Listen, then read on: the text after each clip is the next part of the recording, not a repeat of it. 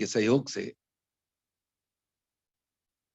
जैसा सभी को विदित है कि जयपुर हेरिटेज भक्तामृत सेंटर, जो कि सिद्धायतन के सहयोग से यह सेंटर यहाँ निरंतर अपनी गतिविधियां आयोजित कर रहा है, जिसमें विशेष सहयोग हमारा डॉक्टर मंजू जी जैन नागपुर, जो कि भक्तामृत ग्लोबल मदन है, साथ ही श्रीमती ललिता जी, जो कि सिद्धायतन में ट्रस्टी, और हमारे जयपुर हेरिटेज भक्तामृत सेंटर की हेड श्रीमती आशा जी जैन, सभी के सहयोग से, और हमारी पूरी हीलर्स की टीम जो भक्तामृत श्लोक और रिद्धि मंत्रों के द्वारा हीलिंग का कार्यक्रम कर रहा है, हम आयोजित कर रहे हैं। इसी के अंतर्गत विशेष आयोजन समय समय पर ग्रुप इस सेंटर के द्वारा आयोजित किए जाते हैं, जिसमें जैसा कि हमने 3 फरवरी को श्रीमती शिकाजी जैन बेंगलोर से, जिन्होंने प्राण एवं अंतर्मन की शक्तियों पर अपना एक अध्ययन सभी के बीच शेयर किया, और आज हमें खुशी है कि पुनः आज हमारे आग्रह पर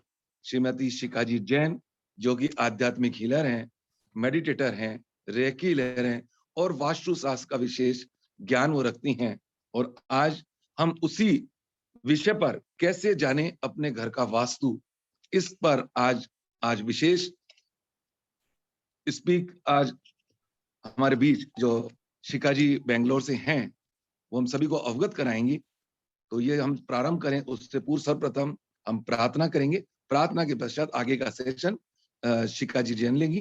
तो लीजिए हम प्रार्थना प्रारंभ करते हैं।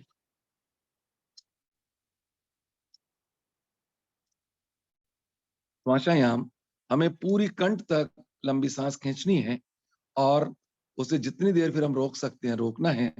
तत्पश्चात ओमकार के नाद के साथ हमें इसे छोड़ना है।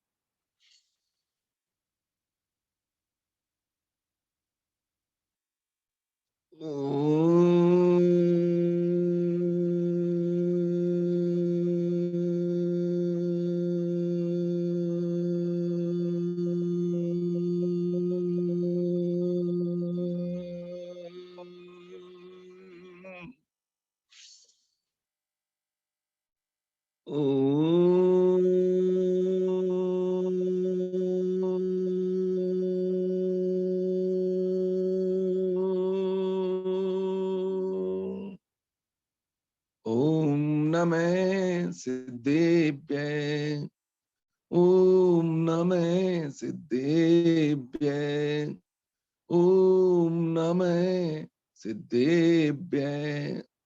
लोकाकाश के अग्रभाग में अनंत सिद्ध आत्माएं, बुद्ध आत्माएं, मुक्त आत्माएं विराजमान हैं, और अनंत काल तक विराजित रहेंगी। उन सभी सच्चित आनंद रूपी सिद्ध आत्माओं को, बुद्ध आत्माओं को, मुक्त आत्माओं को मन से, वचन से, काय से त्रिकाल वंदन, साष्टांग प्रणाम, बारंबार नमन, बारंबार नमन, बारंबार नमन। नमः श्री वर्धमानाय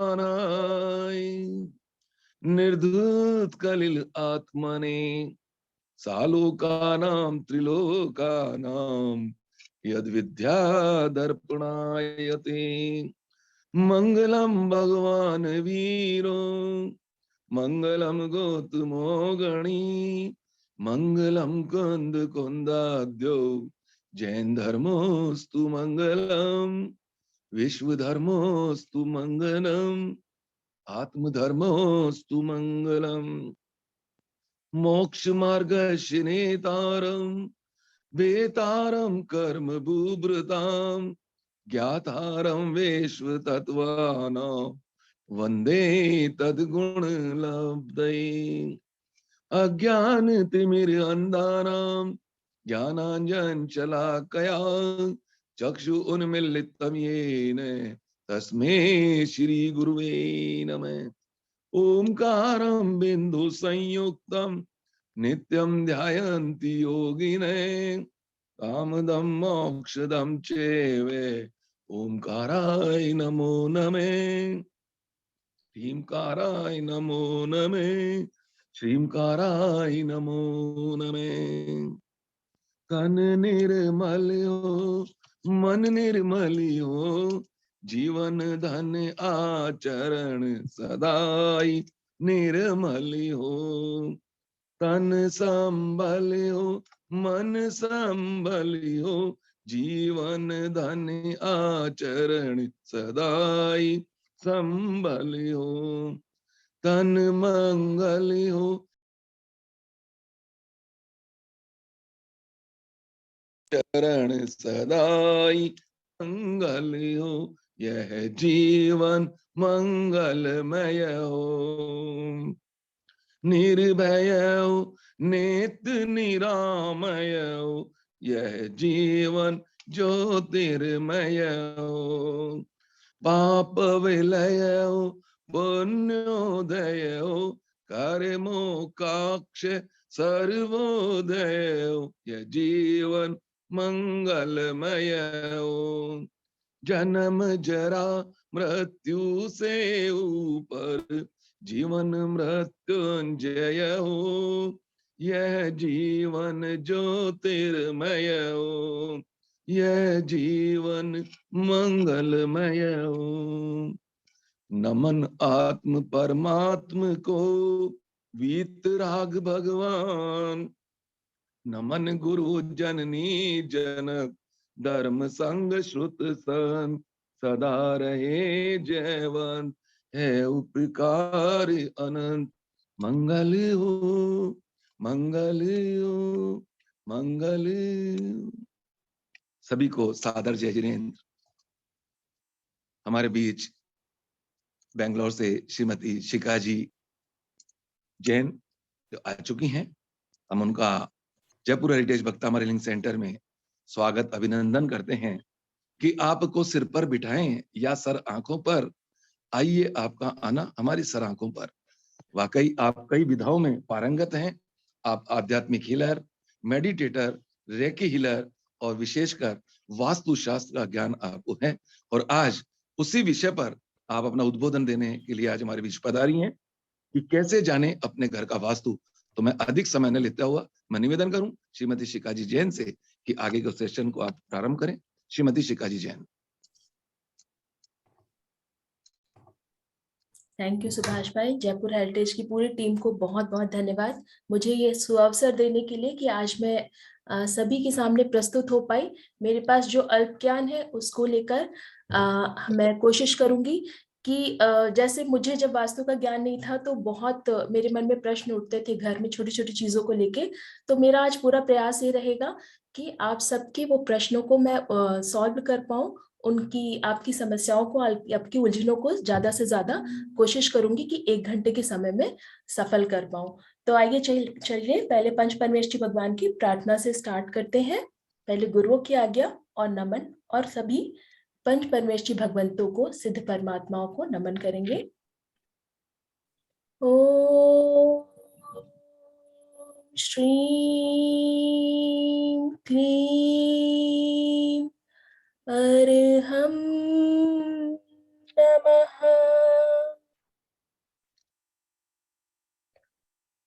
नमो अरिहन्ताणम्।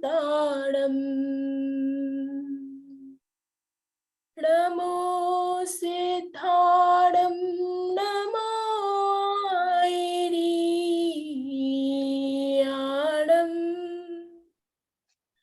नमो वज्झायाणम्। नमो लोये सर्वसाहूणम्।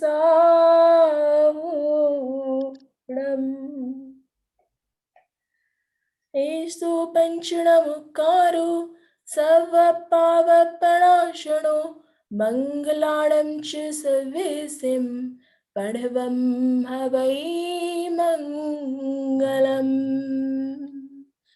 सर्वमङ्गलमाङ्गल्यं सर्वकल्याणकारिकं प्रधानं सर्वधर्माणाम्। जैनं जयतु शासनम्। जैनं जयतु शासनम्, जैनं जयतु शासनम्। जय बोलिए अनंत अनंत सिद्ध परमेष्टि भगवंतों की जय जय जय। 1008 से आदिनाथ भगवान की जय।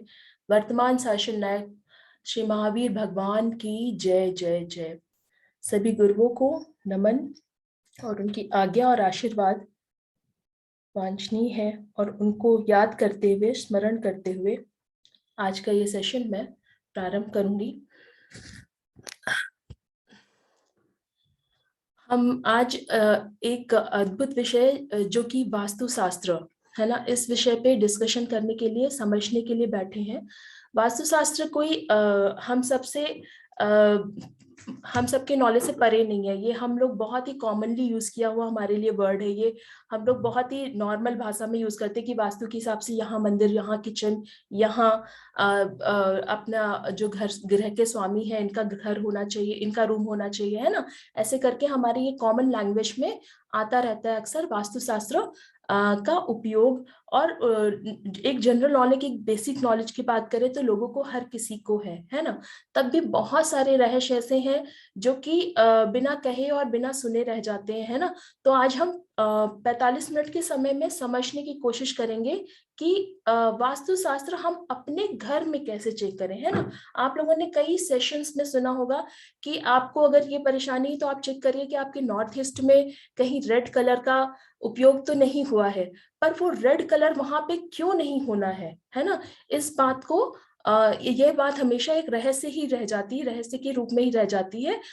हम इस बात को आज समझेंगे कि कौन से जोन में किस तरह से हम अपने घर की कौन सी दिशाओं का किस तरह से उपयोग करें, जिससे हमें मैक्सिमम रिजल्ट्स प्राप्त हो पाए, सबसे अच्छे अपने कर्मों के फल अच्छी गति में प्राप्त हो पाए, है ना। तो चलिए स्टार्ट करते हैं। आज का हमारा विषय है गृह वास्तु। गृह वास्तु, है ना। तो वास्तु, पहली बात तो आप समझ लीजिए, अलग अलग तरीके से वास्तुओं की डेफिनेशन है और अलग अलग तरीके से इसका उपयोग है। अगर हम इंडस्ट्रीज की बात करें, एक प्रोफेशनल सेटअप की बात करें या फैक्ट्रीज की बात करें, तो वहां पे वास्तु का एप्लीकेशन अलग है। पर आज हम जो वास्तु के डिस्कशन करने जा रहे हैं, ये घर से रिलेटेड है, घर के वास्तु से रिलेटेड है कि हमारे घर में कैसे दिशाओं का प्रभाव पड़ता है और कैसे वास्तु हमें प्रभावित करता है, और आगे से हम किन किन चीजों का ध्यान दें जिनसे हमें वास्तु के प्रभाव अच्छे मिले, है ना। तो सबसे पहले तो समझेंगे यहाँ पर कि वास्तु क्या है ना। तो वास्तु ये बहुत ही ज्यादा यूज किया हुआ वर्ड है आज के मायने में। ऑकल्ट साइंस का एक ये बहुत ही मच वांटेड टॉपिक रहा है। और एक मुझे लगता है कि बेसिक जो है ऑकल्ट साइंस की, वो वास्तु और एस्ट्रोलॉजी, मतलब ज्योतिष और वास्तु।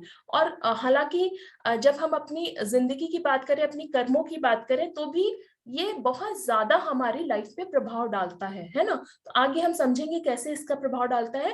पहले तो हम समझते हैं कि वास्तु क्या है। सी सिंपली आप इस बात को समझेंगे कि हम जहां भी रह रहे हैं, जिस भी सोसाइटी में रह रहे हैं, जिस भी नगर में रह रहे हैं, जिस भी देश में रह रहे हैं, हम जहां पर भी रह रहे हैं, उस जगह के, उस शहर के, उस देश के नियम को फॉलो करना हमारा कर्तव्य ही नहीं, हमारे लिए वांछनीय ही होता है। ये एक मस्ट रूल होता है, नियम होता है हमारे लिए, है ना।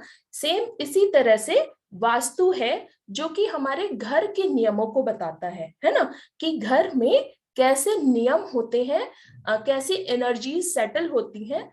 जैसे कि हम पहले भी बहुत सारे सेशंस में इस बात को जान और समझ चुके हैं कि कैसे एनर्जीज डेवलप होती है ना। लास्ट सेशन में हमने इस बात पर डिस्कशन किया था कि हमारा अंतर मन और हमारे प्राण के बारे में हमने डिस्कस किया था, है ना। और एनर्जीज कैसे डेवलप होती हैं इस बारे में डिस्कस किया था। तो आज यहाँ पे आपको पता है ऑलरेडी कि एनर्जीज क्या होती हैं। तो ये एनर्जीज घर के कौन कौन कोने में, किस किस दिशाओं में कैसे कैसे सेटल होती हैं, बेसिकली वास्तु में यही सिखाते हैं और वास्तु में हम यही समझते हैं। तो घर से रिलेटेड जो भी नियम है दिशाओं के, और साथ में देवताओं के, और या फिर एनर्जीज के कह लीजिए, पंचतत्वास के कह लीजिए, है ना, वास्तु पुरुष के कह लीजिए, जैसे भी कह लीजिए, लेकिन घर से संबंधित जो नियम एक बेसिक हमको फॉलो करने होते हैं, उसका शास्त्र को हम वास्तु शास्त्र कहते हैं, है ना। तो ये एकदम सबको क्लियर है अभी ना कि वास्तु क्या है ना, बहुत ही सिंपल सी चीज है। और अब हम समझेंगे कि वास्तु का हमारे जीवन पे कितना प्रभाव पड़ता है ना। हम कहते हैं कि वास्तु तो बहुत प्रभाव पड़ता है भाई, वास्तु को देख के समझ के करना चाहिए, ऐसे नहीं कि भाई हमने किचन कहीं भी कर दिया, टॉयलेट कहीं भी कर दिया, पर उसका कितना प्रभाव है असली मायने में, आज हम पहले इस बात को समझ लें और जान लें, है ना। तो ये आप चाहे तो स्क्रीनशॉट ले सकते हैं, ये स्लाइड्स मैंने आप लोग के लिए बनाई है। तो यहाँ पर आप समझेंगे कि देखिए, कहीं भी आप रह रहे हैं, किसी भी घर में रह रहे हैं आप, भले ही वो रेंटेड घर हो या फिर आपकी खुद की प्रॉपर्टी हो, है ना, तो उसका उस घर में आपको रहने के 6 महीने बाद, 6 महीने बाद से आपकी एनर्जी और उस घर की एनर्जी सिंक होना शुरू होती है, और उसके बाद ही आपके जीवन में वास्तु के प्रभाव देखने को मिलते हैं, है ना। क्योंकि वास्तु क्या है, उस घर की एनर्जी, उस एरिया की एनर्जी है, उस बिल्डिंग की एनर्जी है, और आपकी एनर्जी और उस घर की एनर्जी कम से कम सिंक होने में 6 मंथ लगते हैं। मिनिमम 6 मंथ के बाद ही आपको वास्तु के प्रभाव देखने को मिलते हैं अपनी लाइफ में, है ना। तो देखिए, ये यहाँ पे आप देखें कि कितना प्रभाव वास्तु हमारी जिंदगी पे डाल सकता है ना। तो ये पहले आप समझे कि जो दिशा है ना, दिशा, तो दिशा मतलब वास्तु। दिशा हमारे शास्त्रों में, वैदिक शास्त्रों में यह वर्णन आया है कि दिशा यानी वास्तु 30% हमारी लाइफ पे प्रभाव डालती है, 30 से 33%। इसी तरह से दशा यानी कि ज्योतिष शास्त्र, है ना, वो भी 30% प्रभाव डालता है। इसी तरह से देवता, देवता यानी कि वास्तु में भी देवता 30% है, इसीलिए बहुत लोग वास्तु का इफेक्ट 55% से 60% लेते हैं। पर देवता का मतलब बहुत जगह कर्मास से लिया गया है, हमारे खुद के कर्मों से, हमारे खुद के पुरुषार्थ से लिया गया है। और बहुत जगह देवता का जो एक रूप है वो वास्तु का ही मानते हैं, इसलिए बहुत जगह 33% और 33% इसको भी मिक्स करके 60% वास्तु का इफेक्ट बताते हैं। पर वैदिक शास्त्रों के अकॉर्डिंग ये एक असली रूप है इसका। और साथ में ही नंबर 4 जो कि गुरु कृपा, गुरु कृपा सबसे कम 1% हमारी लाइफ में प्रभाव डालती है। पर ये 1% भी जिसको मिल गई ना, उसका उद्धार होना ही होना है ना। ये गुरु कृपा जो है ना, ये इतनी आसानी से नहीं मिलती है, क्योंकि गुरु कृपा से मतलब समझिए आप पहले कि वो आपको, एक जो सच्चा गुरु होगा वो आपको जीवन का राह दिखा रहा है, जीवन जीने की कला सिखा रहा है, और वो भी निश्चल मन से, है ना।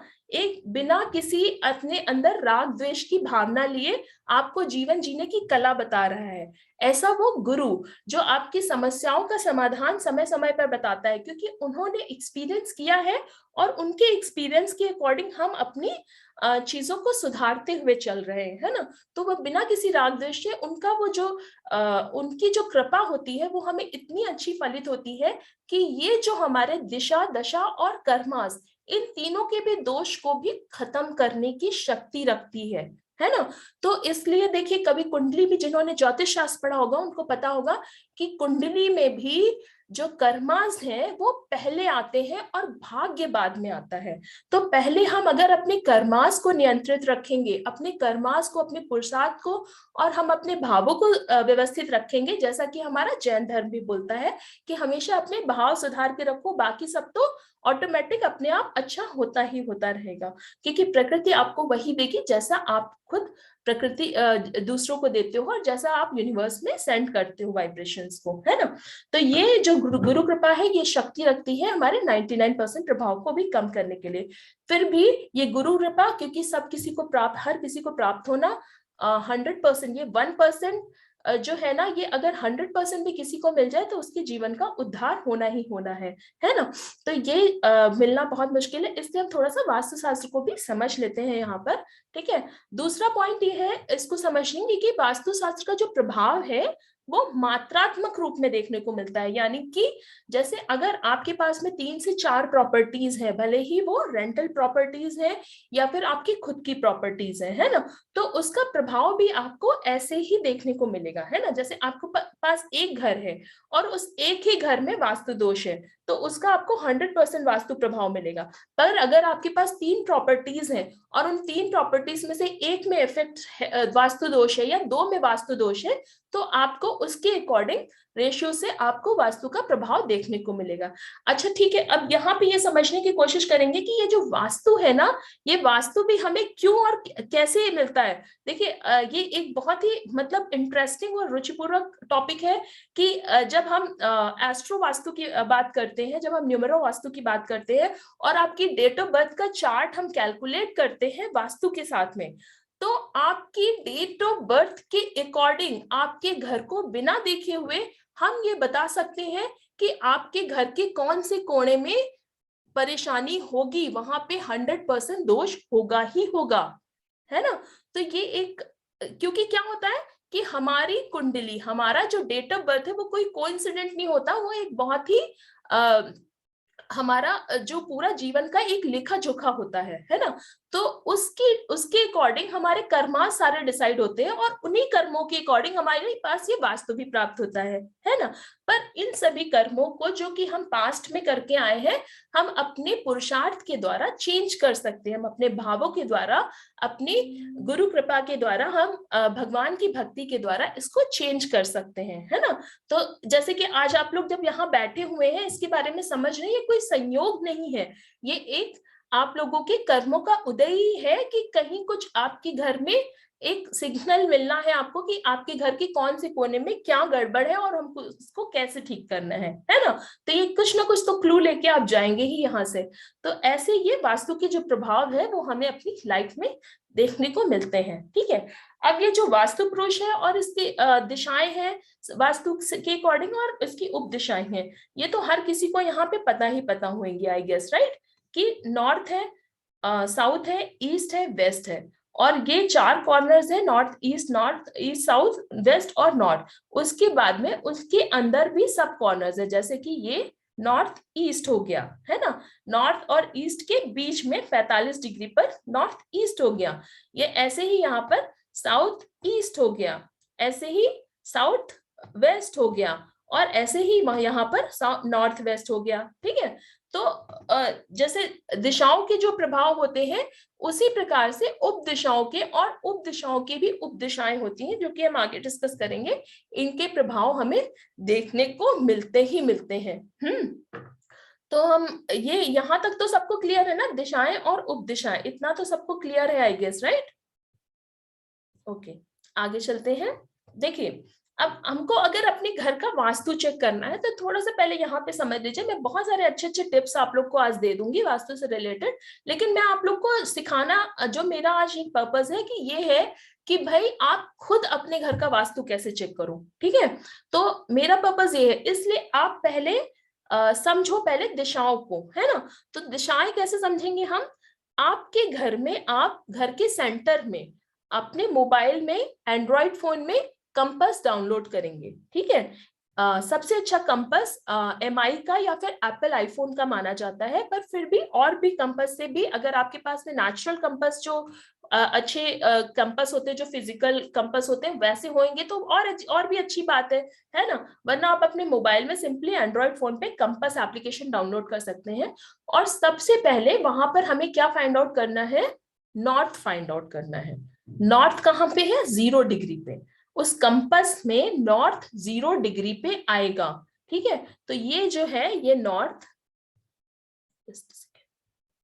ये जो है ना, ये नॉर्थ, ये 0 डिग्री पे हमें कंपास में मिल जाएगा, है ना। इसको हमने सबसे पहले लोकेट कर लिया कि भाई नॉर्थ कहाँ पे है ना। जब हम नॉर्थ जान गए तो हमारे राइट साइड पे क्या है, ईस्ट है, और लेफ्ट साइड में क्या है, वेस्ट है, और हमारे पीछे क्या है, साउथ है ना। जब आप नॉर्थ की तरफ फेस करके खड़े होगे, ये जो रेड कलर का सेंटर आपको दिख रहा है ना, ये जो सेंटर ऑफ द हाउस दिख रहा है, सेंटर ऑफ द सर्कल दिख रहा है, यहाँ पे अगर आप खड़े हो, है ना, तो आप नॉर्थ क्या पड़ रहा है आपके सामने, नॉर्थ की तरफ फेस करके खड़े हो तो आपको नॉर्थ सामने दिख रहा है, और आपके पीछे क्या आया, साउथ आया, राइट में क्या आया, ईस्ट आया, और लेफ्ट में क्या आया, वेस्ट आया। तो इसी तरह से हम अपने घर की एग्जैक्ट डायरेक्शन फाइंड आउट करेंगे। जैसे कि मैं पिछली बार भी आपको सेशन में बता रही थी कि हमने अगर अपने घर का एग्जैक्ट वेस्ट फाइंड आउट कर लिया तो हमारे लिए मैनिफेस्टेशन बहुत आसान हो जाएगा, because west is the wall of manifestation. तो हमको ऐसे ही 270 डिग्री पर अपना वेस्ट फाइंड आउट करना है, वहां मार्किंग करनी है, ईस्ट 90 डिग्री पर और साउथ 80 डिग्री पर। ये सब काम और भी आसान हो जाता है जब हम अपने सिंपली घर का मैप बना लेते हैं, है ना। घर का मैप बनाना बहुत ही आसान होता है, उसकी भी एक प्रक्रिया है। वो घर का मैप बनाकर और फिर हम दिशाएं जब मार्क करते हैं तो हमारी ये प्रक्रिया और आसान हो जाती है, क्योंकि ऐसे फिर हम कहाँ तक कंपास लेके इधर उधर घूमते रहेंगे। और वो कंपास भी आप जब करोगे, प्रैक्टिकली करोगे, यहाँ तो बहुत आसान लग रहा है कि चलो दीदी ने आज बताया, अभी बस सेशन खत्म होते ही अपन कंपास लेके शुरू हो जाएंगे, पर ये इतना आसान नहीं है। वो बहुत घूमेगा इधर उधर ना, उसकी सुई घूमती रहेगी। आप थोड़ा सा टेढ़ा होगे फिर से वो पूरी डायरेक्शन चेंज कर देगा, 2 बार 3 बार चेक करोगे फिर से वो कुछ और डायरेक्शन बताएगा। तो पहले कंपास का स्थिर होना बहुत जरूरी है। और अगर आप सेंटर ऑफ द हाउस से नहीं पा पाते हो उस चीज को, तो किसी अपने घर के किसी एक वॉल पे जाना, वॉल से के पैरेलल उस कंपास को रखना, अपने फोन को रखना। जैसे कि ये वॉल है और इसके पैरेलल में हमने ऐसे फोन को रखा, ऐसे रखा फोन को, और ये फोन रखने के बाद में हमने ये दिशाएं एकदम बिल्कुल हाथ को स्थिर कर कर दिशाएं देखना शुरू कर दिया, है ना। तो ये पहले डिग्रीज हम फाइंड आउट करेंगे कि कितनी डिग्रीज पे क्या है। हाँ, और इसी तरह से देखिए, ये आप देखिए दिशाएं कैसे हैं। दिशाएं हैं 90 डिग्री पर, है ना। 0 to से 90 डिग्री पर आई ईस्ट, ईस्ट से 90 डिग्री पर आई साउथ, साउथ से 90 डिग्री पर आई वेस्ट, और वेस्ट से 90 डिग्री पर अगेन नॉर्थ आई, जिसको 0 डिग्री या 360 डिग्री भी कर सकते हैं। अब ये जो उप दिशाएं हैं वो कहाँ है, वो है 45 डिग्री पर। 45 डिग्री पर आई नॉर्थ ईस्ट, फिर ऐसे ही 90 के 45 डिग्री यानी कि 135 डिग्री पर आई साउथ ईस्ट, और फिर यहाँ 225 पे और यहाँ 315 पे साउथ वेस्ट और नॉर्थ वेस्ट आया, है ना। तो ये हमारी दिशाएं और उप दिशाएं की बेसिकली आपने एक मार्किंग कर ली कि कहाँ पे एग्जैक्टली दिशाएं हैं। हाँ, अब देखिए खेल यहाँ खत्म नहीं होता, ये तो जस्ट अभी स्टार्ट हुआ है। ये तो बहुत ही बेसिक हमने सीखा है वास्तु का, ये तो कुछ नहीं सीखा है। खाली दिशाएं और दिशाएं तो कोई भी बता देगा, मतलब आजकल किसी से भी बात करो तो बोलेगा ये हमारा वायव्य कोण है, ये हमारा ईशान कोण है, ये हमारा आग्नेय कोण है, ये नैऋत्य है, ये सब तो कोई भी बता देगा, है ना। लेकिन अब यहाँ पर उप दिशाओं की भी उप दिशाएं होती हैं जो कि बहुत ही मेजर रोल प्ले करती है हमारे घर में, है ना। अब जैसे मेरे पास कई बार फोन आते हैं कि दीदी बता दो मेरे घर का एंट्रेंस यहाँ पर है और वहां पे तो बाथरूम आ रहा है, पर अब मेरे को तो बोलते हैं कि लोग भाई नहीं आपने ये ना जो साउथ में आ रहा है, तो अब ये साउथ में आ रहा है, देखिए थोड़ा सा भी इधर घूमे तो क्या हो गया, साउथ साउथ वेस्ट हो गया, इधर अगर थोड़ा सा घूमे तो क्या हो गया, साउथ साउथ ईस्ट हो गया। और ये सिर्फ खाली कितना 11.25 डिग्री का ही फर्क होता है ना। तो बहुत कम डिफरेंस पे थोड़ा थोड़ा घूमने पे हमें ये दिशाएं और आगे इसमें ऐड होती रहती हैं, जिसके अकॉर्डिंग आगे कभी चर्चा करेंगे, अगर समय रहेगा तो आगे कभी चर्चा करेंगे कौन सी दिशाओं से हमें क्या प्राप्त होता है, इस पे भी चर्चा कर लेंगे हम। तो अभी जो बेसिक हम समझाना चाहते हैं आपको कि अपने घर का वास्तु कैसे चेक करें और समझ लें कि बेसिकली वास्तु कैसे इफेक्ट करता है ना। तो ये है हो गई आपके घर की दिशाएं और उप दिशाएं। अब हम वापस से आ जाते हैं पंच तत्व पे। आप बोलोगे कुछ भी अगर डिस्कस करने चलते तो ये पंच तत्व तो आगे ही चलते। हाँ, पंच तत्व सबसे आगे चलते हैं, और आजकल एक छठा तत्व भी है जो आत्मा को जिसको बोला जाता है। पंच तत्व तो आगे चलेंगे क्योंकि उन्हीं से सारी ये सृष्टि की रचना बनी हुई है ना। तो इसी तरह से हमारे घर के सभी दिशाओं और उप दिशाओं को डिवाइड किया गया है तत्वाज में, है ना। जो अलग अलग तत्वाज है, वाटर मतलब पानी, पानी का एक जोन है, एयर एयर मतलब वायु, वायु का एक जोन है, आग यानी कि आग की बात करें तो सीधे सबके माइंड में किचन ही आया होगा, तो वो किचन का एक जोन है। ऐसे ही अर्थ, अर्थ तत्व मतलब पृथ्वी तत्व का भी एक जोन है। ऐसे ही स्काई आकाश तत्व का भी एक जोन है। तो ये बहुत बहुत मायने रखते हैं हमारे घर को की वास्तु को डिसाइड करने में, बल्कि कि यहाँ तक कि पूरा वास्तु देवताज और पंच तत्वात पर ही बेस है, ये कहना कोई गलत नहीं होगा, है ना। आगे हम समझते हैं कि पंचतत्वांश कितने परसेंट, ये तो सबने पिछले सेशन में भी समझा था कि 72% जल, पृथ्वी और ये वायु और आकाश, इसका जो रेशियो है वो सबको पता है। ठीक है।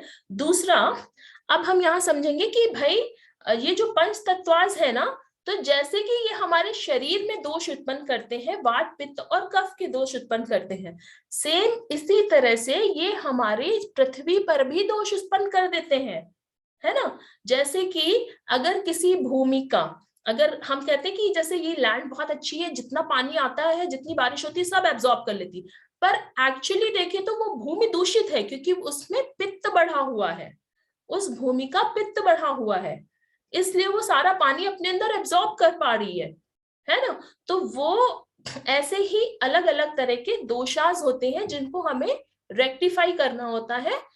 इसके बहुत सारे रेमेडीज होते हैं, बहुत सारे तरीके होते हैं जिनके माध्यम से हम पहले भूमि का परीक्षण करके भूमि के दोषों को दूर करते हैं। तो यहाँ क्योंकि पंचतत्वांश की बात आ रही थी, इसलिए मैंने वात पित्त कफ बता दिया। ये तो बहुत आगे का टॉपिक है जो कि अभी समझने में इतना आपको नहीं समझ में आएगा कि इसका एप्लीकेशन क्या है, क्योंकि इसका एप्लीकेशन जो है भूमि से रिलेटेड है और हम यहाँ ग्रह वास्तु की बात कर रहे हैं, है ना। तो ग्रह वास्तु की ये बात हमने इतनी समझी कि पंचतत्वांश, ठीक है।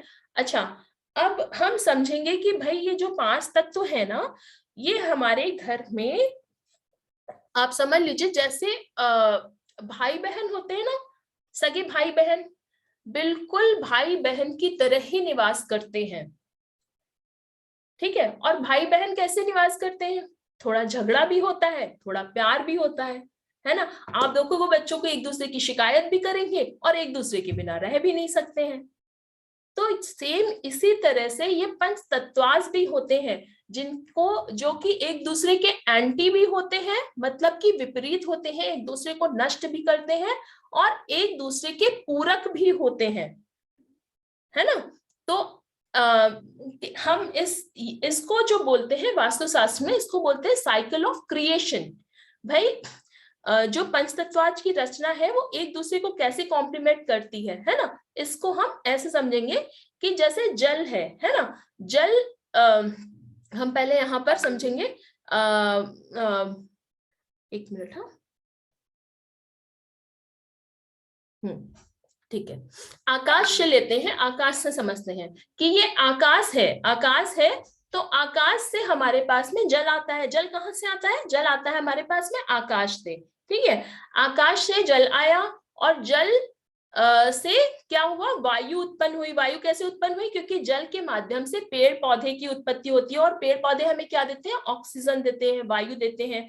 जहां पर, और ये दोनों एक दूसरे के पूरक है, वाटर और एयर एक दूसरे के पूरक है, क्योंकि जहां जल नहीं होगा वहां वायु नहीं, वहां पे वृक्ष नहीं होंगे, और जहां वृक्ष नहीं होंगे वहां जल नहीं होगा। तो ऐसे देखिए तो ये दोनों एक दूसरे के पूरक है।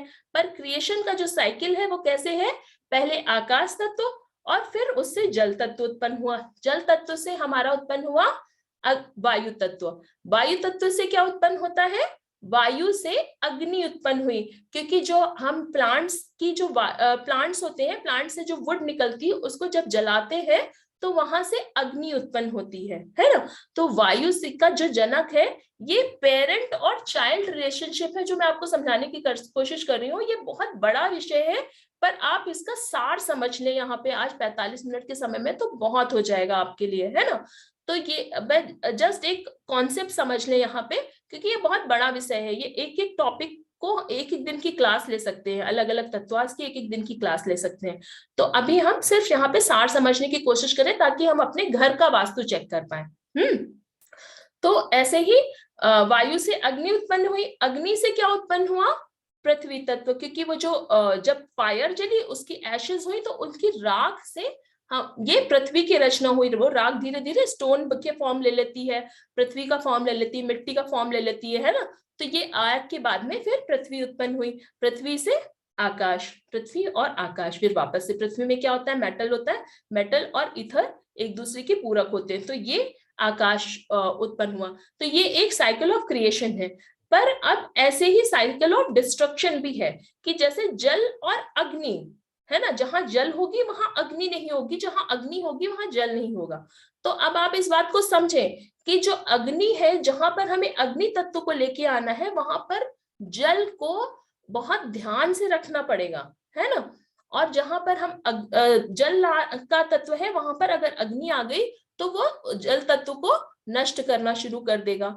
तो ऐसे ही ये पूरा साइकिल ऑफ डिस्ट्रक्शन भी है। अगर वायु क्या करती है, वायु पृथ्वी को क्षय करती है। पेड़ पौधे क्या करते हैं, पृथ्वी का क्षय करते हैं, मिट्टी को सोखते हैं, मिट्टी को क्षय करते हैं, मिट्टी को खाते हैं पेड़ एक हिसाब से, है ना। तो ऐसे ये इसका डिस्ट्रक्शन करती है। ऐसे ही अग्नि ईथर का डिस्ट्रक्शन करती है, पृथ्वी वाटर का डिस्ट्रक्शन करती है, एब्जॉर्ब करती है उसको, वाटर को। तो ये एक साइकिल ऑफ क्रिएशन और डिस्ट्रक्शन है जिसको हम बहुत डिटेल में समझ सकते हैं, पर इसका जस्ट कॉन्सेप्ट यहाँ पे मैंने आपको समझाने की कोशिश करी।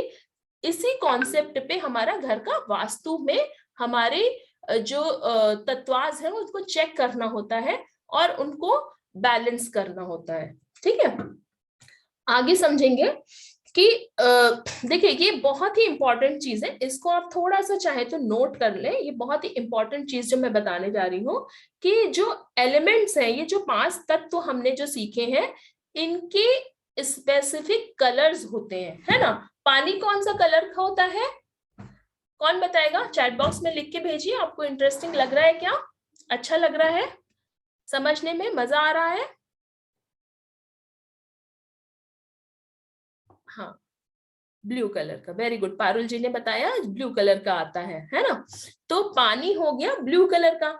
और इसको ब्लैक भी कहीं कहीं कहीं इसका ब्लैक कलर भी लेते हैं, है ना, क्योंकि जब वो काई का फॉर्म लेता है तो उसको ब्लैक कलर में भी लेते हैं, but blue is the original colour. ठीक है, ये चार्ट आप लोग अच्छे से नोट कर लीजिए, फिर इसका स्क्रीनशॉट ले लीजिए और इसी के बेसिस पे आप अपने घर का वास्तु चेक करेंगे।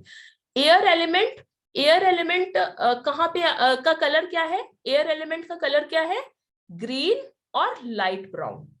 ठीक है, green is the primary colour, green is the, ये पहले जो कलर्स लिखे हुए हैं वो प्राइमरी कलर्स लिखे हुए हैं जो कि इंपॉर्टेंट मतलब बेसिक कलर्स हैं, और दूसरा लाइट ब्राउन कलर भी है इसका। इसी तरह से फायर एलिमेंट, हर कोई बोलेगा रेड कलर, है ना, रेड, या फिर रेड की फैमिली कलर्स भी आते हैं इसमें, जैसे कि ऑरेंज हो गया, पिंक हो गया, पर्पल हो गया। पर्पल कई कई लोग नॉर्थ ईस्ट में लगा देते हैं, कई लोग बहुत ही मतलब बहुत ज्यादा यूज करते हैं, अपने कबर्ड का कलर पर्पल कलर का बना देते हैं। तो जहां जहां ध्यान रखिए, आप पर्पल कलर लेके आ रहे हैं, वहां वहां क्या लेके आ रहे हैं, फायर लेके आ रहे हैं, फायर एलिमेंट को लेकर आ रहे हैं, और ये फायर एलिमेंट अपना काम करेगा फिर वहां पे, है ना। ऐसे ही अर्थ एलिमेंट, अर्थ एलिमेंट कौन से कलर का होता है, येलो कलर का, गोल्डन येलो कलर का, या फिर डार्क ब्राउन कलर का। पृथ्वी का कलर क्या है, येलो, गोल्डन येलो, या फिर डार्क ब्राउन। सेम इसी तरह से इसकी नीचे दिशाएं भी मैंने दी हैं जो कि अभी आगे और डिटेल में मैं बता दूंगी। स्पेस एलिमेंट, स्पेस एलिमेंट का कलर होता है व्हाइट कलर या ग्रे कलर, है ना। अच्छा, यहाँ पे शेप्स भी दिए हुए हैं जो कि अभी आपको इतना यूजफुल नहीं है। शेप्स जब हम रेमेडीज की बात करते हैं और आगे जब हम इसके बारे में डिटेल में समझते हैं तब काम ज्यादा आता है, पर आप अपने घर का वास्तु कैसे चेक करोगे पहले ये समझो, है ना। तो ये कलर सबने आई गेस नोट कर लिए होंगे, है ना, नोट कर लिए ना सबने, समझ लिए इसको। हाँ जी, बहुत बढ़िया, ये यहाँ तक सबने समझ लिया। चिराग जी बोल रहे हैं यहाँ तक समझ लिया, बहुत बढ़िया। तो अब आप समझेंगे कि ये कलर्स के बेसिस पे हमको अपने घर की चीजें रखनी होती हैं या संभालनी होती हैं। अब आप समझेंगे कि जैसे अगर हम घर के एलिमेंट्स की बात करते, जैसे अगर हमने कोई भी एलिमेंट रखा है कहीं पे भी, कोई भी ऑब्जेक्ट कहीं पे भी रखा है, तो पहले हमको उसका एलिमेंट मतलब कि जो तत्व है वो देखना है और उस तत्व के हिसाब से उसकी दिशा निर्धारित करनी है। आप सिंपली इतना समझिए, क्योंकि इससे ज्यादा आप समझने बैठेंगे तो बहुत कंफ्यूज हो जाएंगे। एक दिन में इतना समझिए, आप पहले सबसे पहले अपने घर में ये चेक करिए कि तत्वों के हिसाब से कैसे आपकी घर की कौन सी दिशा में क्या रखा हुआ है और वो आपको कैसे इफेक्ट दे रहा है ना। जैसे कि हमको east north east, east north east, east और ईस्ट साउथ ईस्ट, ईस्ट की डिग्री हमने कितनी देखी थी, कितनी डिग्री देखी थी, कौन बताएगा, चैट पे बताइए। कलर्स की स्क्रीन, हाँ जी, इसकी रिकॉर्डिंग ही फाल्गुनी जी मैं दे दूंगी, आराम से आप देखते रहिएगा, अभी हम क्योंकि 45 डिग्री धीरज जी बता रहे हैं, और कोई बताएगा? सीमा जी बोल रही है 90 डिग्री, 90 डिग्री वैशाली जी, और फूला जी भी 90 डिग्री बोल रही है। बिल्कुल सही, क्योंकि नॉर्थ, देखिए एक चीज ध्यान रखिए हमेशा, नॉर्थ क्योंकि 0 डिग्री पे आया है, तो ईस्ट कितने डिग्री पे होगा? हमने बताया कि जो दिशाएं हैं वो 90 डिग्री एंगल पे रन करती हैं। तो 90 डिग्री, 0 डिग्री पे नॉर्थ आया तो ऑब्वियसली जो ईस्ट आएगा वो 90 डिग्री पे आएगा। 0 डिग्री पे नॉर्थ और ईस्ट 90 डिग्री पे, है ना? तो ईस्ट, और ईस्ट से 11.25 डिग्री लेफ्ट में, 11.25 डिग्री राइट में, मतलब ईस्ट नॉर्थ ईस्ट और ईस्ट साउथ ईस्ट। ये हमारा कौन सा एलिमेंट हो गया? ये कौन सा एलिमेंट था, कौन बताएगा? यहाँ पे हमारा कौन सा तत्व था? ईस्ट में मैंने कौन सा तत्व बताया है? किसी को समझ में नहीं आ रहा क्या? Air element. ओके ग्रेट, एकता जी बता रही है, एकता जी तो इस चीज का ज्ञान रखती है। वैशाली जी एयर, ओके। शिखा जी एयर, वेरी गुड।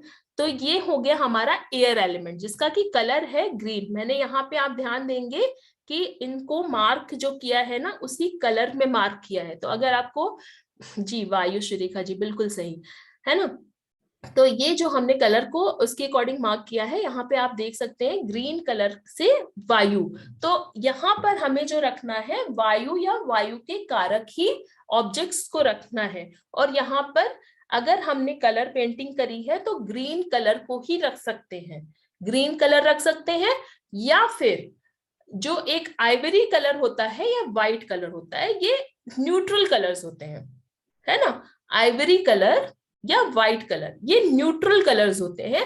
इसको आप पूरे घर में कहीं भी पेंट करा सकते हो, ठीक है। अब ध्यान देने बात ये है योग्य, कि यहाँ पे ईस्ट क्योंकि वायु का कारक है, यहाँ अगर हम अग्नि लाएंगे, है ना, तो अग्नि बढ़ जाएगी, राइट। वायु से अग्नि क्या होती है? बढ़ती है ना। तो अग्नि बढ़ जाएगी। तो अगर ईस्ट में आपके कैंडल्स या फिर इससे अग्नि से रिलेटेड कोई भी एलिमेंट रखे हैं, तो उनको तुरंत वहां से हटाइए। कोई भी ऑब्जेक्ट, एलिमेंट, सॉरी मैं बार बार बोल रही हूँ, कोई भी ऑब्जेक्ट ऐसे रखे हैं जो कि अग्नि का कारक है ना, जो कि अग्नि का कारक है, जैसे या फिर पृथ्वी से रिलेटेड कोई एलिमेंट रखे हैं, या तो वहां से आप उसको तुरंत हटाइए, क्योंकि वो आपकी वायु को रोक देगा। ईस्ट हमारी जो डायरेक्शन होती है, ईस्ट डायरेक्शन होती है हाँ, कर्टन कलर भी बिल्कुल चेक करना जरूरी है, एकता जी बिल्कुल सही है ना। तो जैसे कर्टन कलर है, बेडशीट्स है, या वॉल का कलर है, या फिर आपने जो फर्नीचर बनाया है, वहां पे किसी भी प्रकार से ये जो ग्रीन कलर है, ये ग्रीन कलर ही आना चाहिए, या फिर आइवरी या व्हाइट कलर, ये 3 कलर्स ही इस दिशा में आ सकते हैं। और अगर आपने कलर इन दिशा में रखे हैं, तो वो आपके लिए जैसे जैसे तत्वास के कलर हैं, वैसे वैसे इफेक्ट्स आपको देने शुरू कर देंगे, ठीक है। इसी तरह से साउथ में, साउथ कितने डिग्री पे आया? ईस्ट 90 डिग्री पे, तो साउथ कितने डिग्री पे है? कौन बताएगा? धीरज जी बताइए अब आप, साउथ कितने डिग्री पे आएगा? 180 डिग्री। जी बिल्कुल बिल्कुल, बहुत सारे लोग यहाँ पे आज सीख जाएंगे दिशाएं का, एटलीस्ट डिग्री नहीं लेना सीख जाएंगे, बहुत बढ़िया। तो ये जो साउथ है हमारा, ये आया 180 डिग्री, क्योंकि 0 डिग्री नॉर्थ है, तो इसके जस्ट सामने हमारा आया साउथ। साउथ 180 डिग्री पे। साउथ, साउथ ईस्ट और साउथ साउथ ईस्ट और साउथ ईस्ट, ये हमारे होते हैं अग्नि के जोन। अग्नि के जोन होते हैं, यहाँ पे फायर के जोन होते हैं। तो यहाँ पर हमें फायर या फायर से रिलेटेड ऑब्जेक्ट्स रखने हैं, जैसे कि किचन भी इन तीनों दिशाओं में सबसे अच्छे परिणाम हमें देते हैं, है ना। फायर का मतलब क्या होता है? पैसा, है ना। फायर क्या होता है? पैसा। तो साउथ ईस्ट में अगर आपके कुछ भी गड़बड़ होगी, तो सीधे आपके पैसे पे प्रभाव आएगा, सीधे आपके मनी पे प्रभाव आएगा।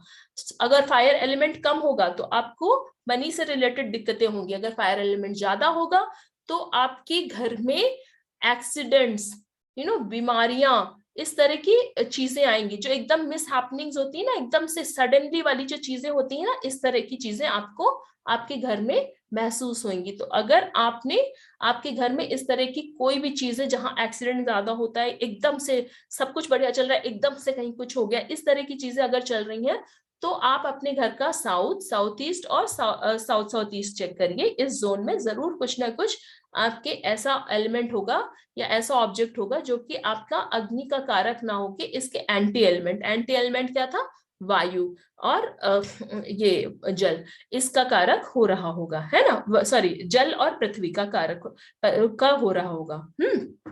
इसी तरह से हम जब पीछे आते हैं तो हम समझते हैं आगे चलते हैं क्लॉकवाइज, साउथ वेस्ट और साउथ साउथ वेस्ट। ये यहाँ पे हमारा पृथ्वी तत्व आता है, इसीलिए कहते हैं पृथ्वी तत्व को क्या करना है, थोड़ा सा हेवी रखना है और इसको थोड़ा सा ऊंचा रखना है। ताकि ऊंचा क्यों रखना है, ताकि बाकी के जो एरियाज है वो थोड़े से लाइट हो पाए, है ना। क्योंकि जब पृथ्वी तत्व ऊंचा रहेगा तो बाकी का जो एरिया है, बाकी की जो दिशाएं हैं वो ऑटोमेटिक पृथ्वी से हल्की हो जाएंगी, है ना। तो इस तरह से साउथ वेस्ट और साउथ साउथ वेस्ट को हमें कोशिश करना है कि थोड़ा सा ऊंचा रखना है और यहाँ पर ध्यान देना है कि पृथ्वी तत्व से रिलेटेड चीजें ही आए, है ना। जैसे कि स्टोर हो गया, और जैसे मेन जो घर के स्वामी होते हैं उनका घर यहाँ, उनका रूम यहाँ पे होना, है ना। गलती से भी यहाँ कभी मंदिर का निर्माण मत करिएगा, है ना। तो इस तरह के जो पृथ्वी तत्व से रिलेटेड एलिमेंट है, यहाँ पे आप साउथ साउथ और साउथ वेस्ट में लॉकर बनाने के लिए बहुत अच्छी जगह होती है। I mean west is also very good place आपकी तिजोरी रखने के लिए। वेस्ट, साउथ वेस्ट और वेस्ट यहाँ पे बहुत अच्छी जगह मानी जाती है आपकी तिजोरी रखने के लिए, है ना। तो ये ऐसे ही साउथ वेस्ट भी आपकी जगह जो होती है ये तिजोरी रखने के लिए बहुत अच्छी मानी जाती है, ठीक है।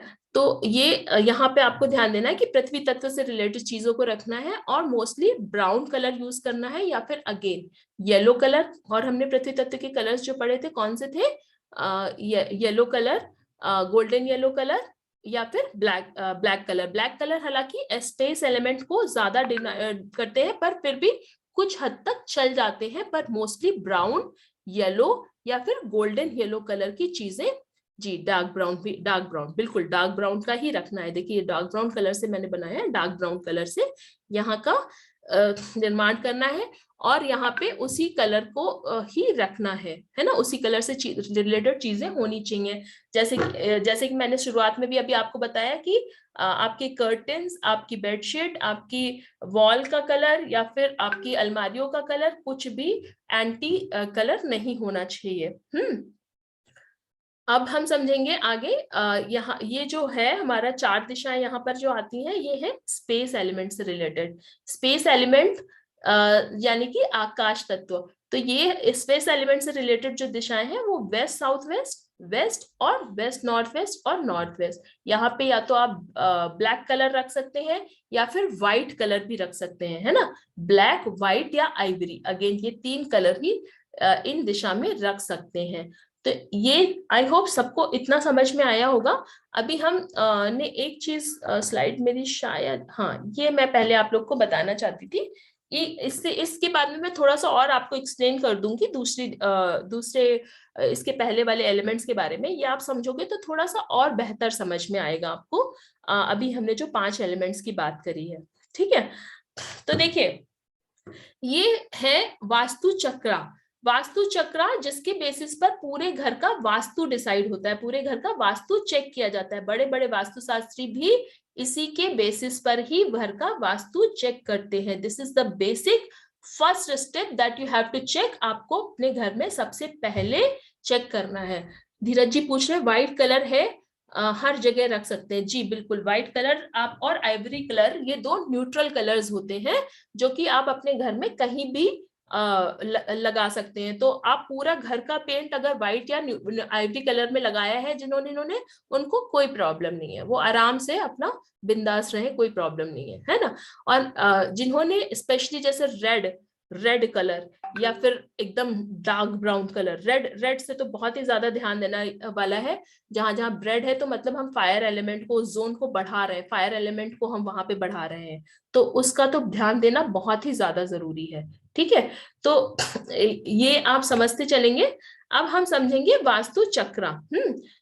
टॉयलेट कहाँ बनाना चाहिए। देखिए टॉयलेट और किचन ये अपने आप में एकदम अलग सब्जेक्ट है, क्योंकि जो टॉयलेट होता है ना, टॉयलेट का क्या काम होता है, कोई बताएगा टॉयलेट का काम क्या होता है।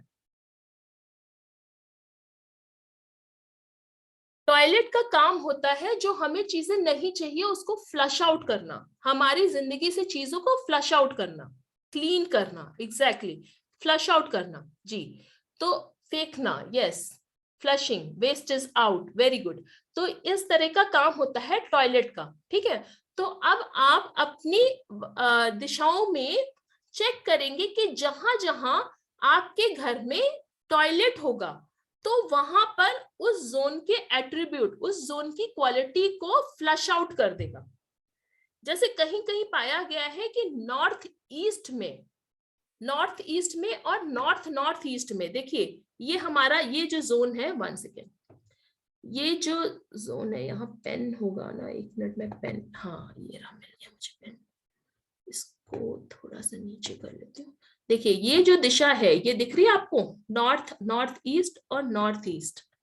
अगर हमने यहां पर टॉयलेट रख दिया तो इसका मतलब क्या हुआ, ये कौन सा जोन है, नॉर्थ ईस्ट किस चीज का जोन है, क्या लिखा हुआ है यहाँ पे, health and immunity, clarity of mind, clarity of mind, ये हमारी जिंदगी से फ्लश आउट हो जाएगा। तो सबसे पहला जो इम्पैक्ट आएगा हमारे हेल्थ पे आएगा। किसी ना किसी को घर में हेल्थ से रिलेटेड प्रॉब्लम बनी ही रहेगी अगर आपके घर में नॉर्थ ईस्ट में टॉयलेट है। आज की डेट में मेरे पास में कैंसर के 8 केसेस रिकॉर्डेड है और उन सब के घरों में नॉर्थ ईस्ट में टॉयलेट आया ही आया है, ठीक है। और इसका कोई ट्रीटमेंट नहीं है।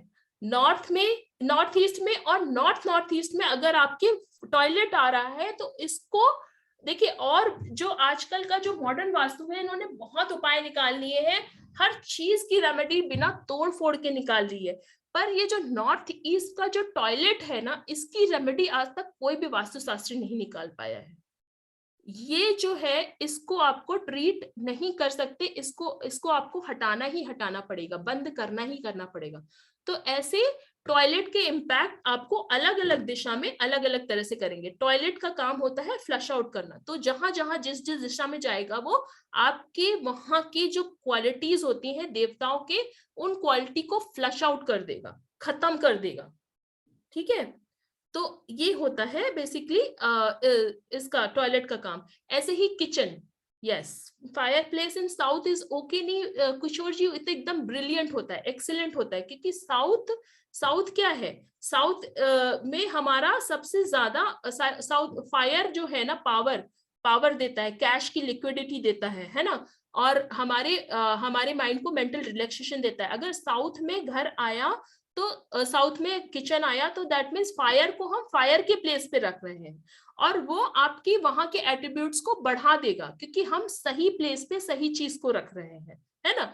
हम आग पानी की जगह पे नहीं रख रहे, पानी कहाँ है, नॉर्थ में, पानी की जगह आग को नहीं रख रहे हैं, साउथ में आग को रख रहे हैं। दैट मीन्स जहां का जो एट्रीब्यूट है, जहां की जो क्वालिटी है, उसके जगह पे हम उस चीज को रख रहे हैं, तो वो हमारे घर की एनर्जी को बढ़ाएगा, हमारे घर की पावर को बढ़ाएगा, हमारे अंदर कॉन्फिडेंस लाएगा, हमारे पैसे की कैपेसिटी को बढ़ाएगा, मनी लिक्विडिटी को बढ़ाएगा, है ना।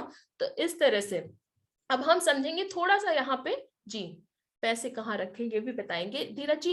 ये इसका एक अलग मैं आप लोग को कि ये डस्टबिन कहाँ रखें, पैसे कहाँ रखें, ये सब मैं बता दूंगी, पर अभी आप थोड़ा सा ये समझो इस चीज को, और उसके अकॉर्डिंग आपके मोस्ट ऑफ द क्वेश्चन के आंसर्स आपको खुद ही मिल जाएंगे यहाँ पे। तो देखिए यहाँ पर हम शुरू करते हैं ईस्ट से। 1 सेकेंड, हाँ मैं इसको इरेज कर देती हूँ ताकि आप लोग को कोई प्रॉब्लम ना हो। इरेजर, ओके, ठीक है। समय काफी तेजी से आगे बढ़ रहा है। वीना बजातिया जी पूछ रही है फेस किस साइड रखना है किचन में, बर्नर का फेस। देखिए किचन में बर्नर आपको बर्नर कहाँ रखना है, जैसे मैंने बताया कि साउथ ईस्ट में बर्नर, ये साउथ ईस्ट में और साउथ ईस्ट में बर्नर रख सकते हैं।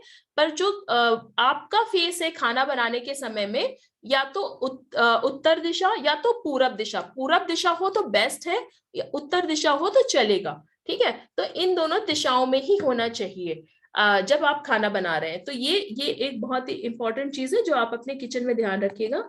अब हम डिस्कस करते हैं क्योंकि समय बहुत आगे तेजी से बढ़ रहा है, तो बेसिक मैं सिखाने की आपको कोशिश कर रही हूँ, वो जरूर सीख लीजिए आप लोग। यहाँ पे हम डिस्कस करेंगे दिशाओं के बारे में। तो थोड़ा सा आप पहले दिशाएं समझ लीजिए ताकि आप खुद अपने घर का वास्तु, मैं चाहती हूँ कि आप खुद चेक करो अपने घर का, मुझे कुछ बताना करना ही ना पड़े, आप खुद ही चेक कर लोगे क्योंकि इसको, है ना। तो देखिए हम ईस्ट से चलते हैं, पहले नॉर्थ से चलते, चलिए नॉर्थ से सबको समझ में आएगा, नॉर्थ से चलते हैं। North is the zone of money and opportunity. ये जो 0 डिग्री पे नॉर्थ है ना, ये हमारा क्या देता है हमको, ये मनी देता है, पैसा देता है, अपॉर्चुनिटी देता है। मतलब पैसे से रिलेटेड जो अवसर है वो हमें देता है, पैसा नहीं देता है नॉर्थ, है ना। क्योंकि आप बोलोगे शिखा जी अभी बोल रही थी साउथ पैसा दे रहा है और अब बोल रही नॉर्थ पैसा दे रहा था मैं कंफ्यूज मत होइएगा, नॉर्थ हमें पैसा नहीं दे रहा है, नॉर्थ हमें पैसे से रिलेटेड अपॉर्चुनिटीज दे रहा है, वो अवसर दे रहा है, नए नए अवसर खोल के देगा। इनके साथ पार्टनरशिप कर लो, इनका ये बिजनेस दे दो, वो कर लो। तो जिनका नॉर्थ अच्छा होगा उनको अपॉर्चुनिटीज तो बहुत अच्छे अच्छे आएंगे, अवसर बहुत अच्छे आएंगे, पर उनको इनकैश करना, उनको अपना मतलब नॉर्थ की जो अपॉर्चुनिटीज है उनको अब जैसे हर किसी को अपॉर्चुनिटीज तो बहुत अच्छी आती है पर उनको इनकैश नहीं कर पाते। अब वो अपॉर्चुनिटी सक्सेस होती ही है या नहीं हो ये कोई जरूरी नहीं है। तो नॉर्थ अगर अच्छा होगा तो एक निश्चित तौर पे समझ लीजिए कि मनी और अपॉर्चुनिटी आपके पास में आएगी ही आएगी। नॉर्थ, नॉर्थ ईस्ट, हेल्थ और इम्यूनिटी, है ना, आपकी जो स्वास्थ्य है और आपका इम्यूनिटी को प्रभावित करेगी नॉर्थ, नॉर्थ ईस्ट। इसी तरह से नॉर्थ ईस्ट क्या करेगी, क्लैरिटी ऑफ माइंड, आपको एक सोचने समझने की शक्ति देगी, आपकी विजन, आपका विजन क्लियर होगा, आपका माइंड क्लियर होगा।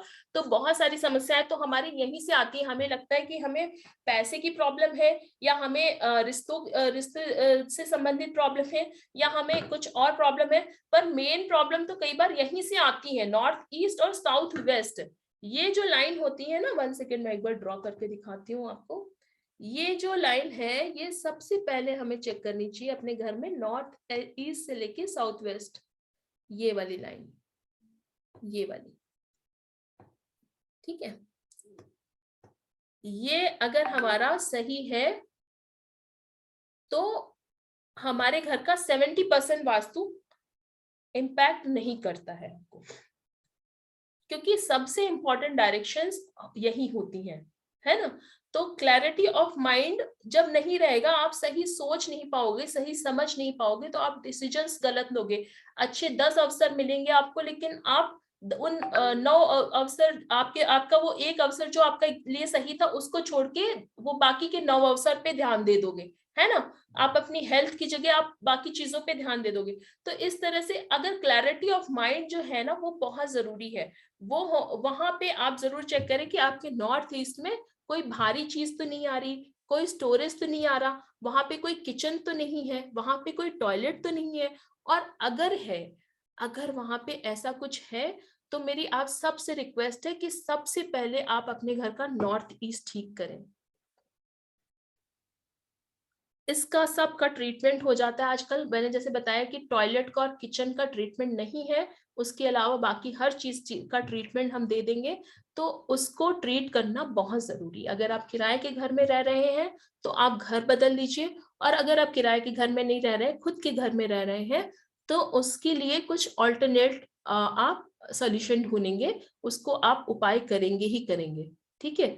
तो ये हो गया नॉर्थ ईस्ट जोन जो कि बहुत जरूरी है। आप अपने घर में आज की डेट में सबसे पहले ये चेक करेंगे, ईस्ट नॉर्थ ईस्ट, मतलब कि नॉर्थ ईस्ट से थोड़ा सा अगर हम दाएं की तरफ आगे बढ़ते हैं तो ये हो गया zone of recreation, fun.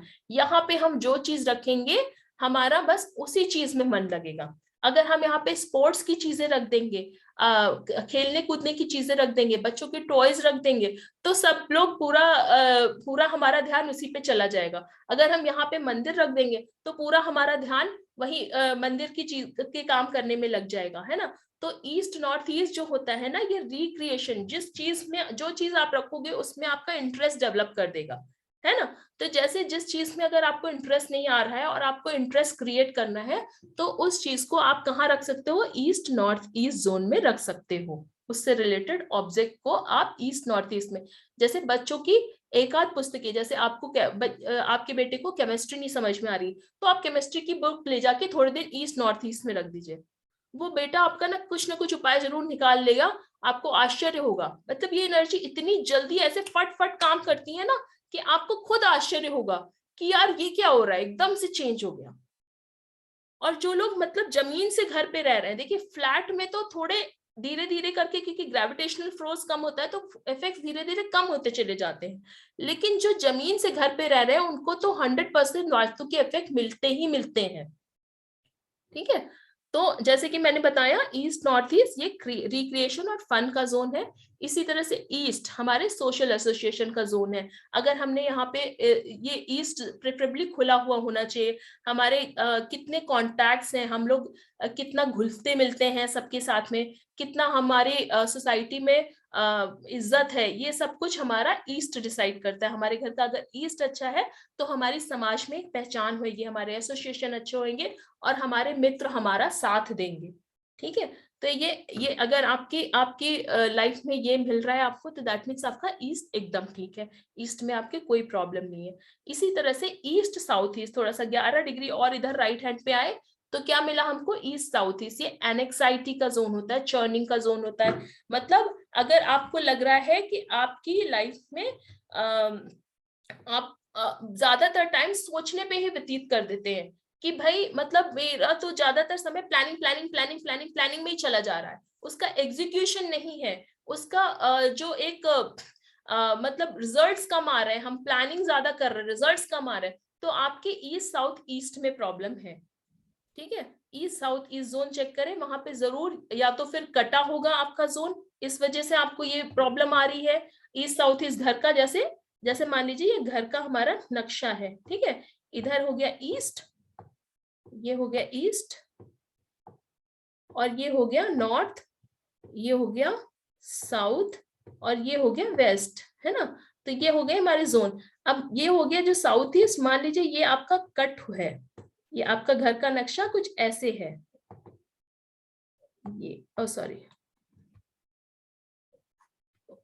Cut नहीं रहा है, आप इसको ऐसे ही मान लीजिए, मान लीजिए ये कटा हुआ है, ये वाला जोन जो है ना ये नहीं है इतना आपके घर में, तो यहाँ से जो रिलेटेड रिजल्ट्स हैं वो आपको कम मिलेंगे।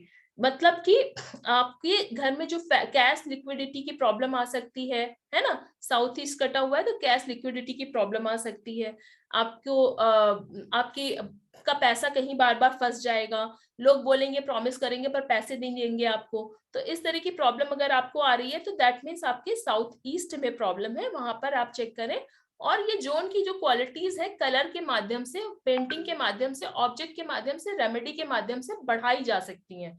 तो जैसे अगर आपको कैश लिक्विडिटी की प्रॉब्लम आ रही है तो वहां पर अगर साउथ ईस्ट आपका कटा हुआ है तो वहां पर रेड कलर यूज करके वहां की जोन की क्वालिटीज को बढ़ाई जा सकती हैं। लेकिन देखिए कोई भी रेमेडी मैंने कह दिया, इसका मतलब ये नहीं कि आप जाके सीधे साउथ ईस्ट में अपने कलरिंग करवा लेंगे रेड कलर से, है ना।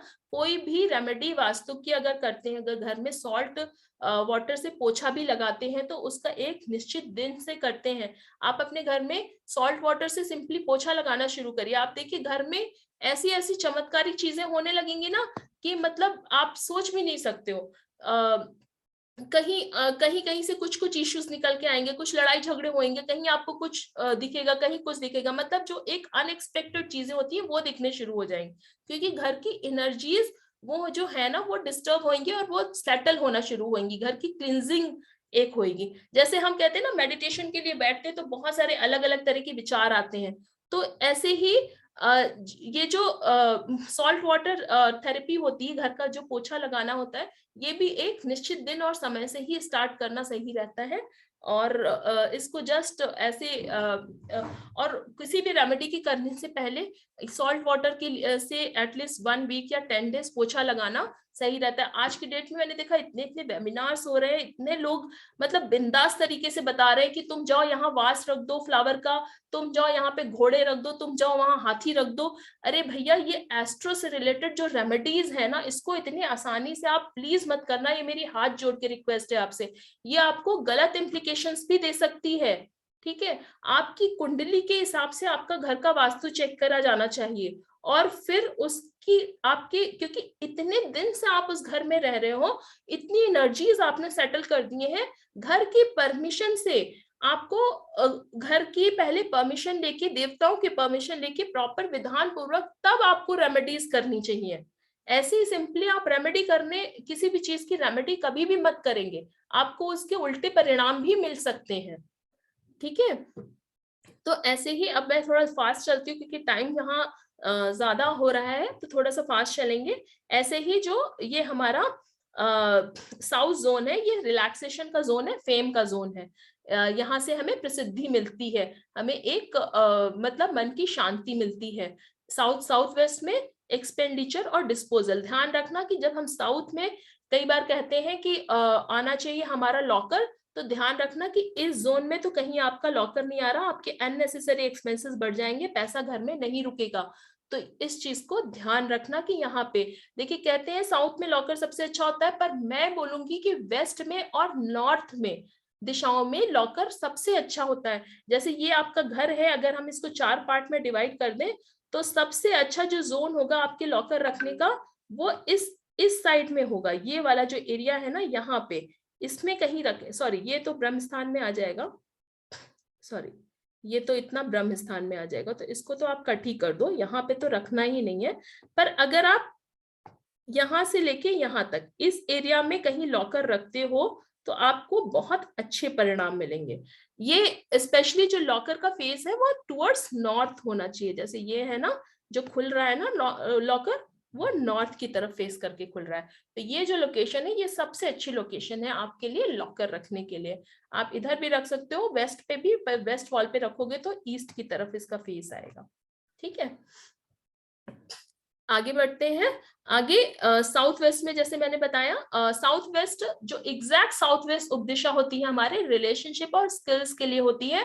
अगर हमारी किसी से रिलेशन खराब है, आप थोड़े दिन वहां पर उनकी फोटो लगा दो, आप अपनी फैमिलीज की फोटो लगा दो वहां पे, सारी जिनसे भी आपको रिश्ते सुधारने, उनकी फोटोज लगवा दीजिए वहां पे। देखिए, छोटे छोटे मैं टिप्स देती चली जा रही हूँ साथ साथ में, आप ध्यान रखिए।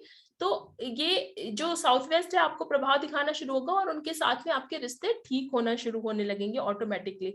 इसी तरह से वेस्ट साउथ वेस्ट जो है वो एजुकेशन और सेविंग के लिए, जैसे मैंने पिछले सेशन में भी आप लोग को बताया था कि आप अपने बच्चों को वेस्ट साउथ वेस्ट में पढ़ाई करने बैठा दो। आप देखो, इतने बढ़िया परिणाम मिलेंगे आपको कि आप खुद बोलोगे कि ये ऑटोमेटिक बच्चा मेरा ऐसे कैसे इतना चेंज हो गया, उसका फोकस, उसका कंसंट्रेशन, सब कुछ ऑटोमेटिक इंप्रूव होना शुरू हो जाएगा। आप मतलब आपको जितने भी आप एफर्ट दे रहे हो, उसके हाफ एफर्ट में आपको ऑटोमेटिक रिजल्ट्स मिलने शुरू हो जाएंगे। बस बजाय कि बच्चे का जो फेस है हमेशा ईस्ट में या नॉर्थ की तरफ ही रखना, इधर उधर और साउथ की तरफ या वेस्ट की तरफ मत करना। फेस जो टेबल है, फेस है, वो हमेशा ईस्ट या नॉर्थ की तरफ ही रखना। ठीक है, west is the area where gains और प्रॉफिटेबिलिटी, जैसे मैंने बताया, यहाँ पे लॉकर रखने के लिए बहुत अच्छी जगह है। It is a wall for manifestation, जहाँ पे आप अपनी विशेस लगा सकते हैं। ठीक है, WNW, डिप्रेशन डिटॉक्सिफाई। देखिए, मेरे पास सबसे पहले अगर डिप्रेशन का केस आता है, तो मैं उनको बोलती हूँ कि पहले तो आप बताइए आपका बेडरूम कहाँ पर है। बहुत लोग तो मैप नहीं भेजते, मैप बोलो तो पर लेकिन अगर आप गलती से भी इस जोन में सो रहे हो, वेस्ट नॉर्थ वेस्ट जोन में अगर आप गलती से भी सो रहे हो, तो आप पक्का डिप्रेशन में जाओगे। आपने रामायण पढ़ी होगी, रामायण में आपको कोप भवन का नाम सुनाई दिया होगा। कोप भवन पहले के पैलेसेस में हुआ करते थे, जहां पे आप जाओगे तो आप अपने आप को डिटॉक्सिफाई करने के लिए लोग जाते थे। महल में रानियां पटरानियां अपने आप को डिटॉक्सिफाई करने के लिए जाती थी वहां पर। लेकिन अगर समझो आपका बेड ही अगर वहां पे उस दिशा में पड़ रहा है, तो आपको कैसे, आप तो डिप्रेशन में जाओगे ही जाओगे। है ना। तो ये आप जो भी लोग डिप्रेशन का प्रॉब्लम सफर कर रहे हैं वो जरूर चेक करें कि कहीं उनका बेड वेस्ट नॉर्थ वेस्ट में तो नहीं आ रहा है, ठीक है, ये जरूर चेक करें। ऐसे ही नॉर्थ वेस्ट जो है सपोर्ट का एरिया है, बैंकिंग का एरिया है।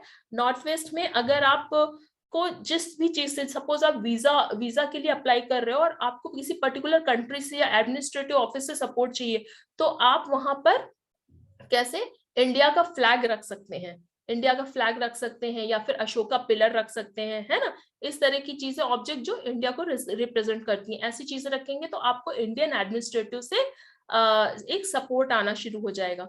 तो बैंकिंग के लोन्स के लिए या जिस भी चीज के लिए आपको जिससे भी सपोर्ट की जरूरत है वहां पे उनकी फोटो चिपका दे। पर गलती से कभी भी अपनी फैमिली की फोटोग्राफ यहाँ पे मत चिपकाइएगा, स्पेशली हस्बैंड या वाइफ की फोटोग्राफ तो बिल्कुल मत चिपकाएंगे, क्योंकि ना फिर उनसे आपकी उनकी लाइफ में इतने उनके द्वारा जिनकी भी यहाँ पे फोटो लगाओगे उनके द्वारा आपकी लाइफ में इतने इंटरफेरेंसेस चालू हो जाएंगे।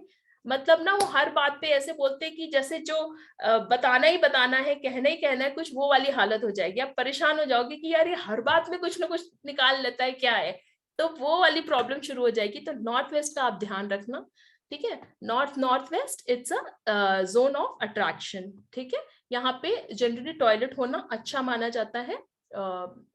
ये अच्छा जोन है जहाँ पे एक अट्रैक्शन का जोन है, ठीक है। इसी तरह से नॉर्थ के पर तो हमने ऑलरेडी डिस्कस किया है कि नॉर्थ हमारा जो एक है मनी से रिलेटेड अपॉर्चुनिटीज का जोन है, क्योंकि वाटर है, वाटर है ना। नॉर्थ का हमने क्या कौन सा तत्व पढ़ा था, वाटर। वाटर क्या होता है, वाटर फैलता है, बढ़ता है, वाटर हमारी चीजों को बढ़ाता है। तो ऐसे ही नॉर्थ हमारी चीजों को बढ़ाता है, हमारे जो एस्पिरेशन है उसको पूरा करता है, हमारी समृद्धि को बढ़ाता है। तो ये जो अगर अवसर आपकी लाइफ में आ रहे हैं तो दैट मीन्स आपका नॉर्थ इंटैक्ट है, ठीक है। अब दूसरी चीज एक जो ध्यान रखने बात है, आप अपने घर को के सेंटर में जरूर चेक करें कि वहां पे कहीं कोई हैवी चीज तो नहीं आ रही। जैसे कि अगर हम 1 सेकेंड,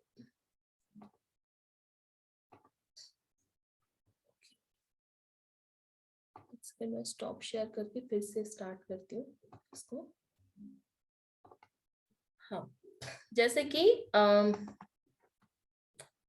ओके, हाँ, जैसे कि सपोज ये एक नक्शा है ना। नॉर्मली जब वास्तुशास्त्री क्या करते हैं, ऐसे ही चेक करते हैं हम लोग किसी घर के मैप को, है ना। ऐसे 9x9 के ग्रिड में डिवाइड करते हैं। जो ये येलो वाला जो एरिया देख रहा है ना, ये सपोज आपका चौकोर घर का नक्शा है, और जो ये येलो वाला जो एरिया दिख रहा है, ये एरिया पे कोई भी हैवी आइटम नहीं आनी चाहिए, कोई भी पिलर नहीं आनी चाहिए। इस चीज का आप ध्यान रखना, है ना। यहाँ पे किसी का बेडरूम नहीं आना चाहिए, यहाँ पे किचन भी नहीं आना चाहिए, यहाँ पे टॉयलेट भी नहीं आना चाहिए। ब्रह्म स्थान, जैसे कि मैंने आपको बताया था कि आपको ये वाली लाइन चेक करनी है, साउथ ईस्ट से नॉर्थ ईस्ट की लाइन। तो साउथ वेस्ट से नॉर्थ ईस्ट की लाइन में ये ब्रह्म स्थान भी आता है, जो कि आपको बहुत जरूरी है चेक करना। आई होप सबको अच्छा लग रहा है, समझ में आ रहा है, कुछ जरूरी टिप्स मिले आप लोगों को।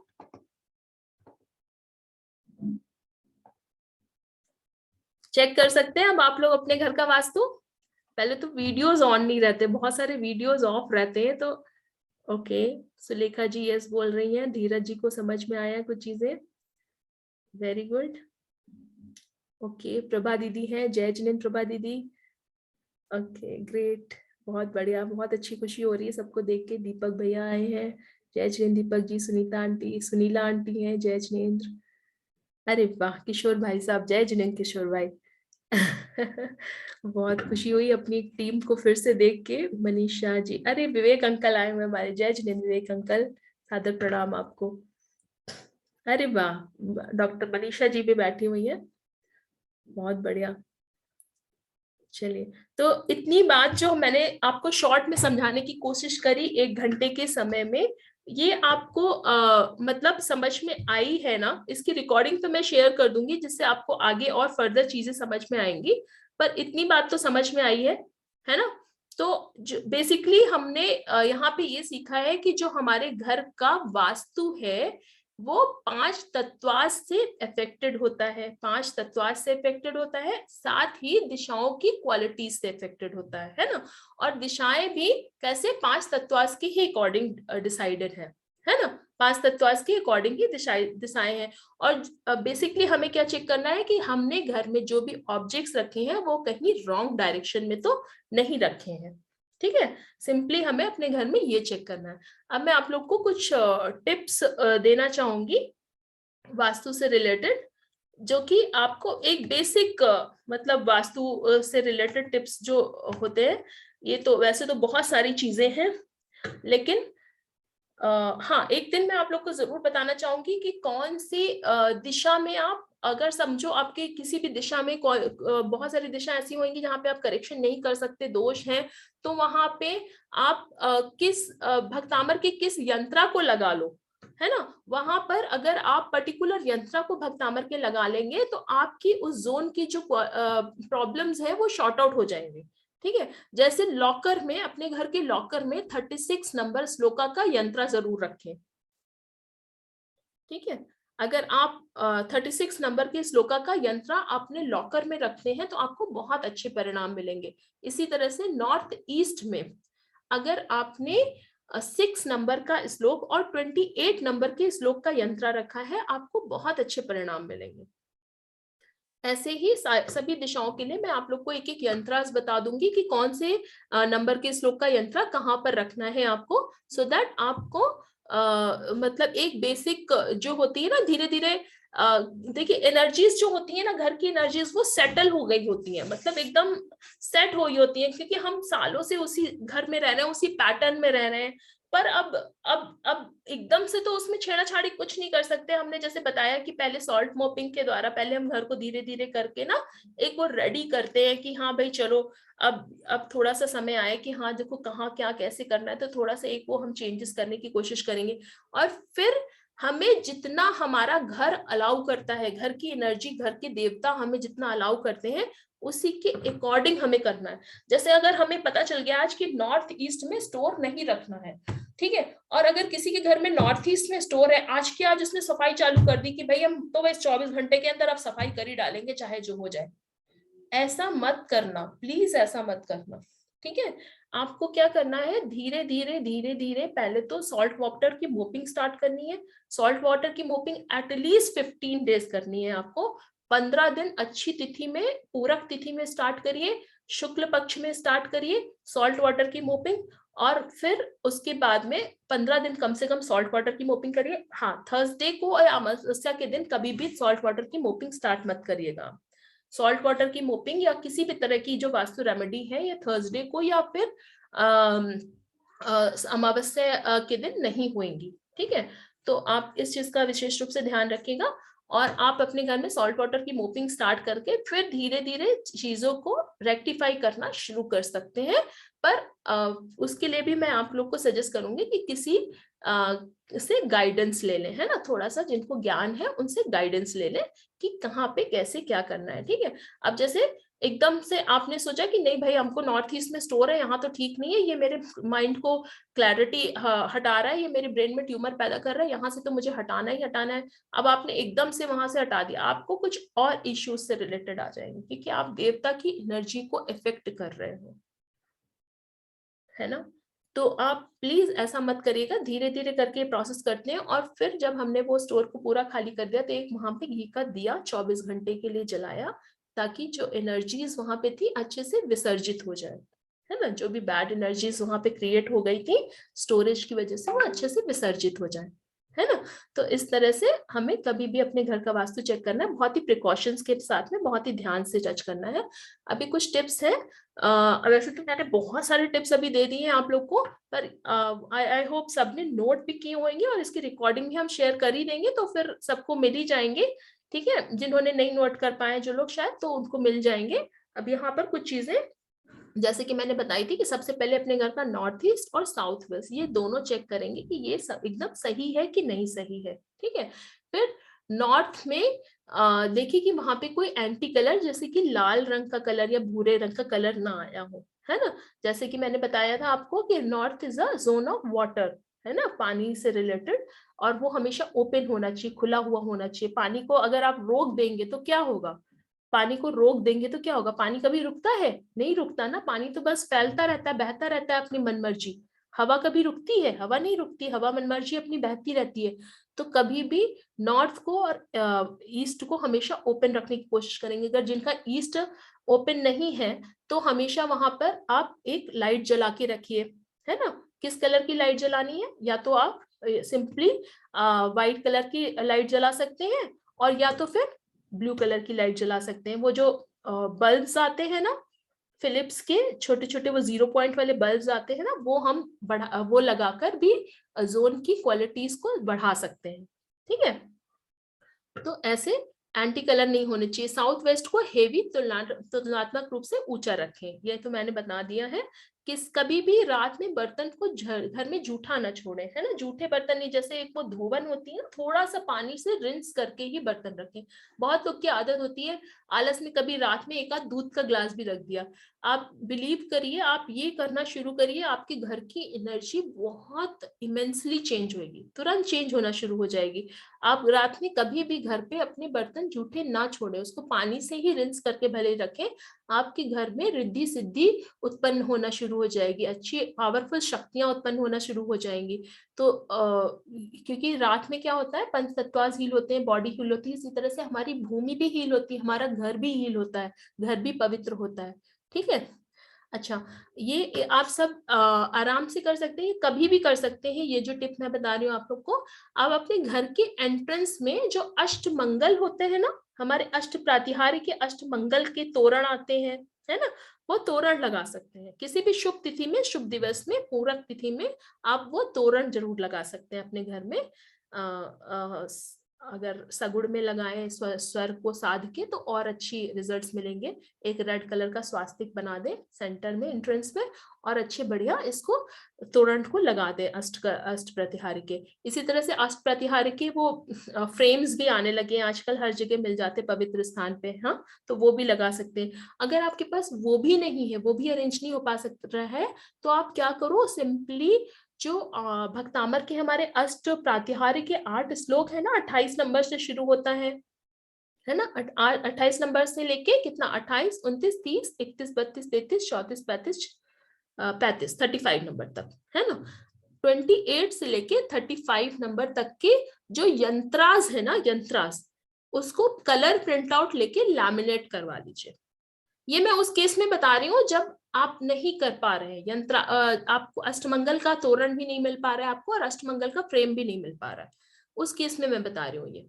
आप उस केस में क्या कर सकते हो, यंत्रास को, अष्ट प्रतिहार के यंत्रास को पहले तो प्रिंट कर लीजिए, कलर प्रिंट आउट, और उसके बाद में उसको लैमिनेट करवा लीजिए, और वो लैमिनेट करवा के अपने डोर पे लगा सकते हैं।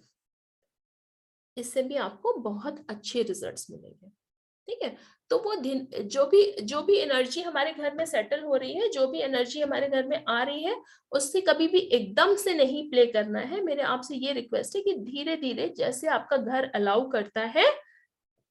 अच्छा, अष्ट मंगल की picture, yes, I will send in the group, मैं ग्रुप में भेज दूंगी। मेरे पास है वो frame, but right now I don't have it here. तो मैं आपको ग्रुप में उसकी पिक्चर सेंड कर दूंगी जरूर। रेड क्लॉथ पर है ऑल डू, मतलब समझ नहीं पाई वैशाली जी क्या कह रही है। ओके, अष्टमंगल जी, अष्टमंगल, अष्टकल, हाँ, अष्टमंगल रेड कलर पर है तो भी डाल सकते हैं, देयर इज नो प्रॉब्लम, है ना। ठीक है, थैंक यू एकता जी। अच्छा, तो आई होप ये इतना जो मैंने आज कवर अप करने की कोशिश करी पिछले 1-1.25 घंटे में, आप सबको समझ में जरूर आया होगा, और आई होप कुछ ना कुछ तो खैर हेल्प हुई ही होगी इससे आप सबकी।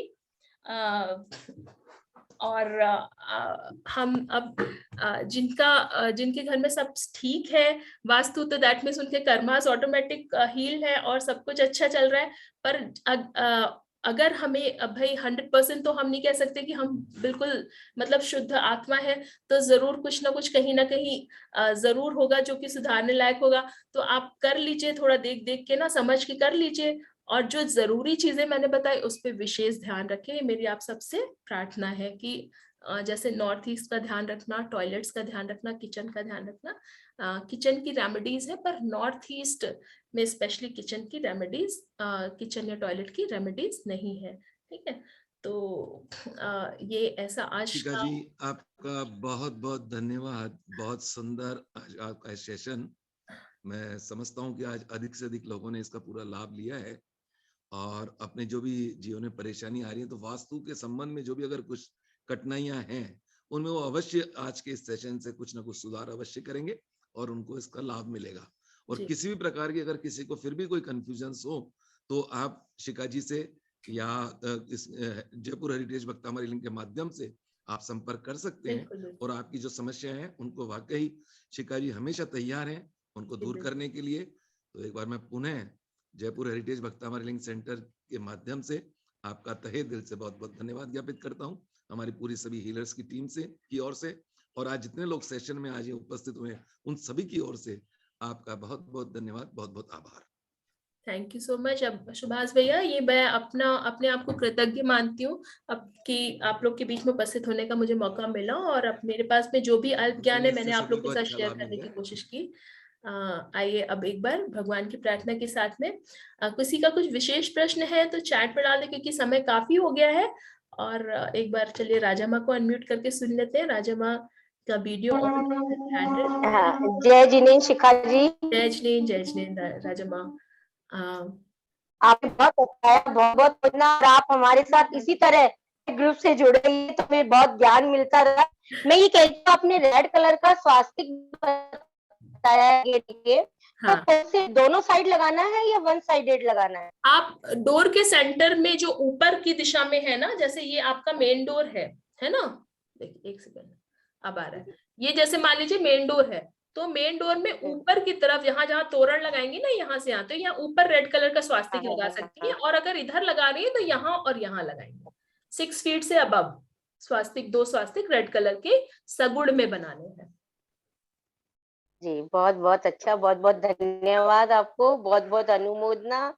बड़ी खुशी हो रही है, बहुत अच्छा ज्ञान आप दे रहे हैं, तो अनुमोदना, धन्यवाद धन्यवाद। जय आपको जिनेन्द्र आपका शिखा समय जी। के लिए और हमें हमारे सुनने के बीच लिए आपको बहुत बहुत धन्यवाद। किशोर भाई जी भी किशोर, हमारे साथ पूरे साथ में आज सेशन में रहे हैं। बहुत हम बढ़िया उनका भी तहे किशोर दिल भैया, से बहुत बहुत बहुत बहुत धन्यवाद धन्यवाद सेशन ज्ञापित ज्वाइन करें करने के लिए। कि उन्होंने आज जय हमारे सेशन में जय आप जिनेन्द्र पधारे। एवरीबॉडी। थैंक यू, जय जिनेन्द्र। जय जिनेन्द्र। सुभाष जी और शिखा जी, एक ऐसी अनमोल जो है पद्धति जिसको आपने कैरी फॉरवर्ड किया है, अगर हम इसको थोड़ा विस्तार से भी देखना चाहें तो जब से सृष्टि की रचना हुई है तब से इसका ध्यान रखा गया कि वास्तु की Yes, अहमियत क्या है। बिल्कुल। जब विश्वकर्मा, भगवान विश्वकर्मा ने सृष्टि की रचना करी तो उस समय से हर दिशा का, दशा का, हर चीज का ध्यान रखते हुए आज की डेट में पानी किशोर कहाँ भाई जा रहा ऐसे है। बहुत सारे मतलब सिटीज भी हैं जो बहुत अच्छे डेवलप हैं, और उसका कारण वहां का वास्तु ही है। ऐसे कुछ बहुत अच्छे अच्छे जी, सिटीज हैं, और जो मेजर जो बहुत बड़े बड़े इंडस्ट्रियलिस्ट होते हैं, और जो बड़ी संस्थाएं होती हैं, वो हमेशा इन सब चीजों को बहुत ध्यान रखती हैं, जिसके कारण उनको ध्यान रखते ग्रोथ एक अच्छी मिलती है। और जो हमारे हैं। ऑब्स्टिकल्स है ना, जो हमारे कर्मास की वजह से जो ऑब्स्टिकल क्रिएट होते हैं, वो ऑटोमेटिक डिप्लीट होते रहते हैं। तो इसके उपयोग और से इसमें एक या खासियत यही है कि अगर कोई कहीं दोष भी है ना बिल्डिंग में, उसका भी उपाय बिल्कुल। बताया आपने, उसकी भी कई चीजें आपने बताई कि उसके साथ साथ जो सबसे बड़ी बात जी, कि वास्तु में जो आपने बताया कि गुरु कृपा उससे सबसे पहले आती है, तो 99% सब दोष जो है मुक्त हो जाते हैं। तो देयरफॉर जैन दर्शन में वास्तु की महत्वता को एक अहमियत देना, आपने आपकी बिल्कुल। कृतार्थी बहुत अच्छा। Thank you. Thank you so much Kishore भैया, आप लोग को इसका फायदा हुआ, यही हम चाहते थे। तो हमारा समय व्यर्थ नहीं गया, हमारा समय उपयोग हो गया। अच्छा, तो इस चीज के लिए बहुत बहुत धन्यवाद किशोर भाई जी कि शिखा, आपके आने से सभी को विवेक संबल मिला अंकल है। है हमारे और साथ शिखा जी, में, सादर प्रणाम विवेक अंकल। जय जिनेन्द्र बेटे, जय जिनेन्द्र।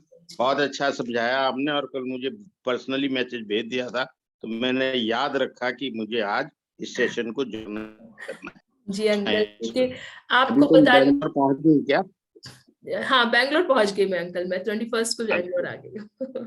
हाँ हाँ हाँ, कुछ बताना चाह रही थी। जी, मैं आपको स्पेशली, क्योंकि आज का ये सेशन के बारे में थोड़ा सा मुझे ये सब चीजें आपको स्पेशली थोड़ा सा सिखानी थी। मैंने कहा जरूर ज्वाइन करेंगे, तो क्योंकि हम जानेंगे तभी हम दूसरों को बता पाएंगे, हमें जब पता होगा तभी हम दूसरों को बता पाएंगे। तो एक जो एक बेसिक चीजें होती हैं उतना तो पता रहे, it's very important for us. तो बहुत बहुत बहुत बहुत अनुमोदन। थैंक यू अंकल, आप सबका बस आशीर्वाद रहे, यही बहुत है हमारे लिए।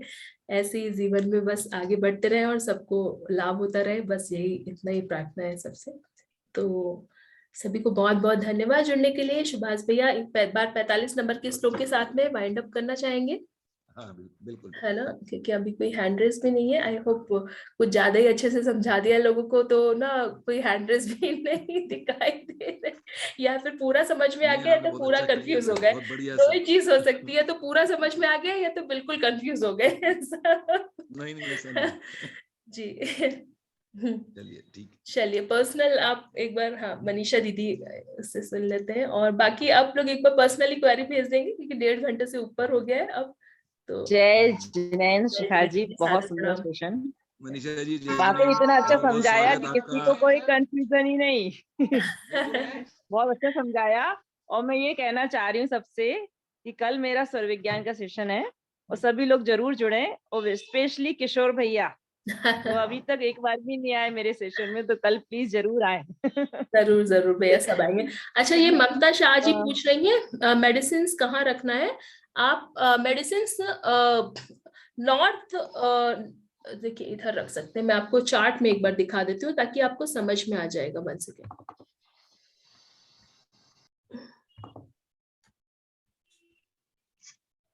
देखिए, ये जो ईस्ट हमने फाइंड आउट किया था ना, ईस्ट, ये हमारा ईस्ट था ना। ईस्ट के इस साइड में, लेफ्ट साइड में हमें मेडिसिन रखनी है, ठीक है, ईस्ट के लेफ्ट साइड में। अब आप बोलेंगे ये रिक्रिएशन एंड फन की जगह है, यहाँ क्यों रखना?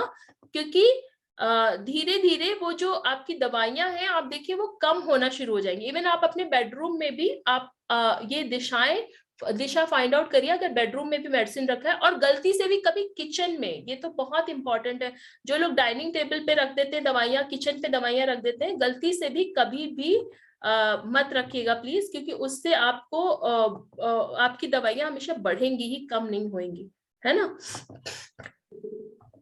तो सुभाष भाई, इसी के साथ में हम सेशन को आज हम क्लोज करें। किसी का कोई प्रश्न अब दिख नहीं रहा मुझे, कुछ है क्या किसी का हैंड रेस?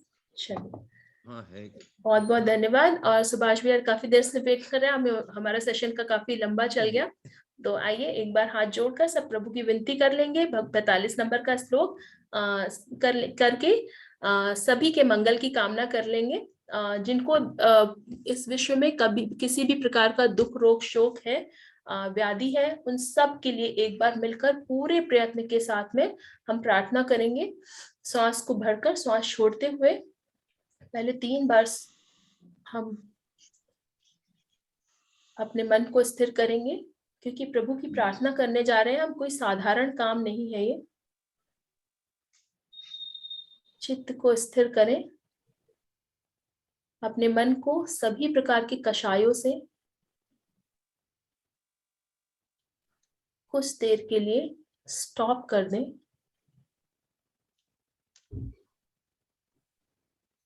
भगवान का स्मरण करते हुए प्रभु आदिनाथ की प्रतिमा को साक्षात अपने सामने महसूस करते हुए करबद्ध कर कर प्रभु से प्रार्थना करेंगे। तुभ्यं नमस्त्रिभुवनार्तिहराय नाथ, तुभ्यं नमः चित्तलामलभूषणाय, तुभ्यं नमस्त्रिजगतः परमेश्वराय, तुभ्यं नमो जिनभव 「」 「」 「」 「」 「」 「」 「」 「」 「」 「」 「」 「」 「」 「」 「」 「」 「」 「」 「」 「」 「」 「」 「」 「」 「」 「」 「」 「」 「」 「」 「」 「」 「」 「」 「」 「」 「」 "」 「「」 "" उद्भूत भीषण जलोदर भार भूखा शोचां दशामुपगताश्रुत जीविताशा त्वदपाति पंकज रजोव्रत दीर्घ देहा मर्त्या भवन्ति मकराध्वज त्वरूपा ॐ नमो भगवती क्षुद्रोपद्रो शांतिकारिणी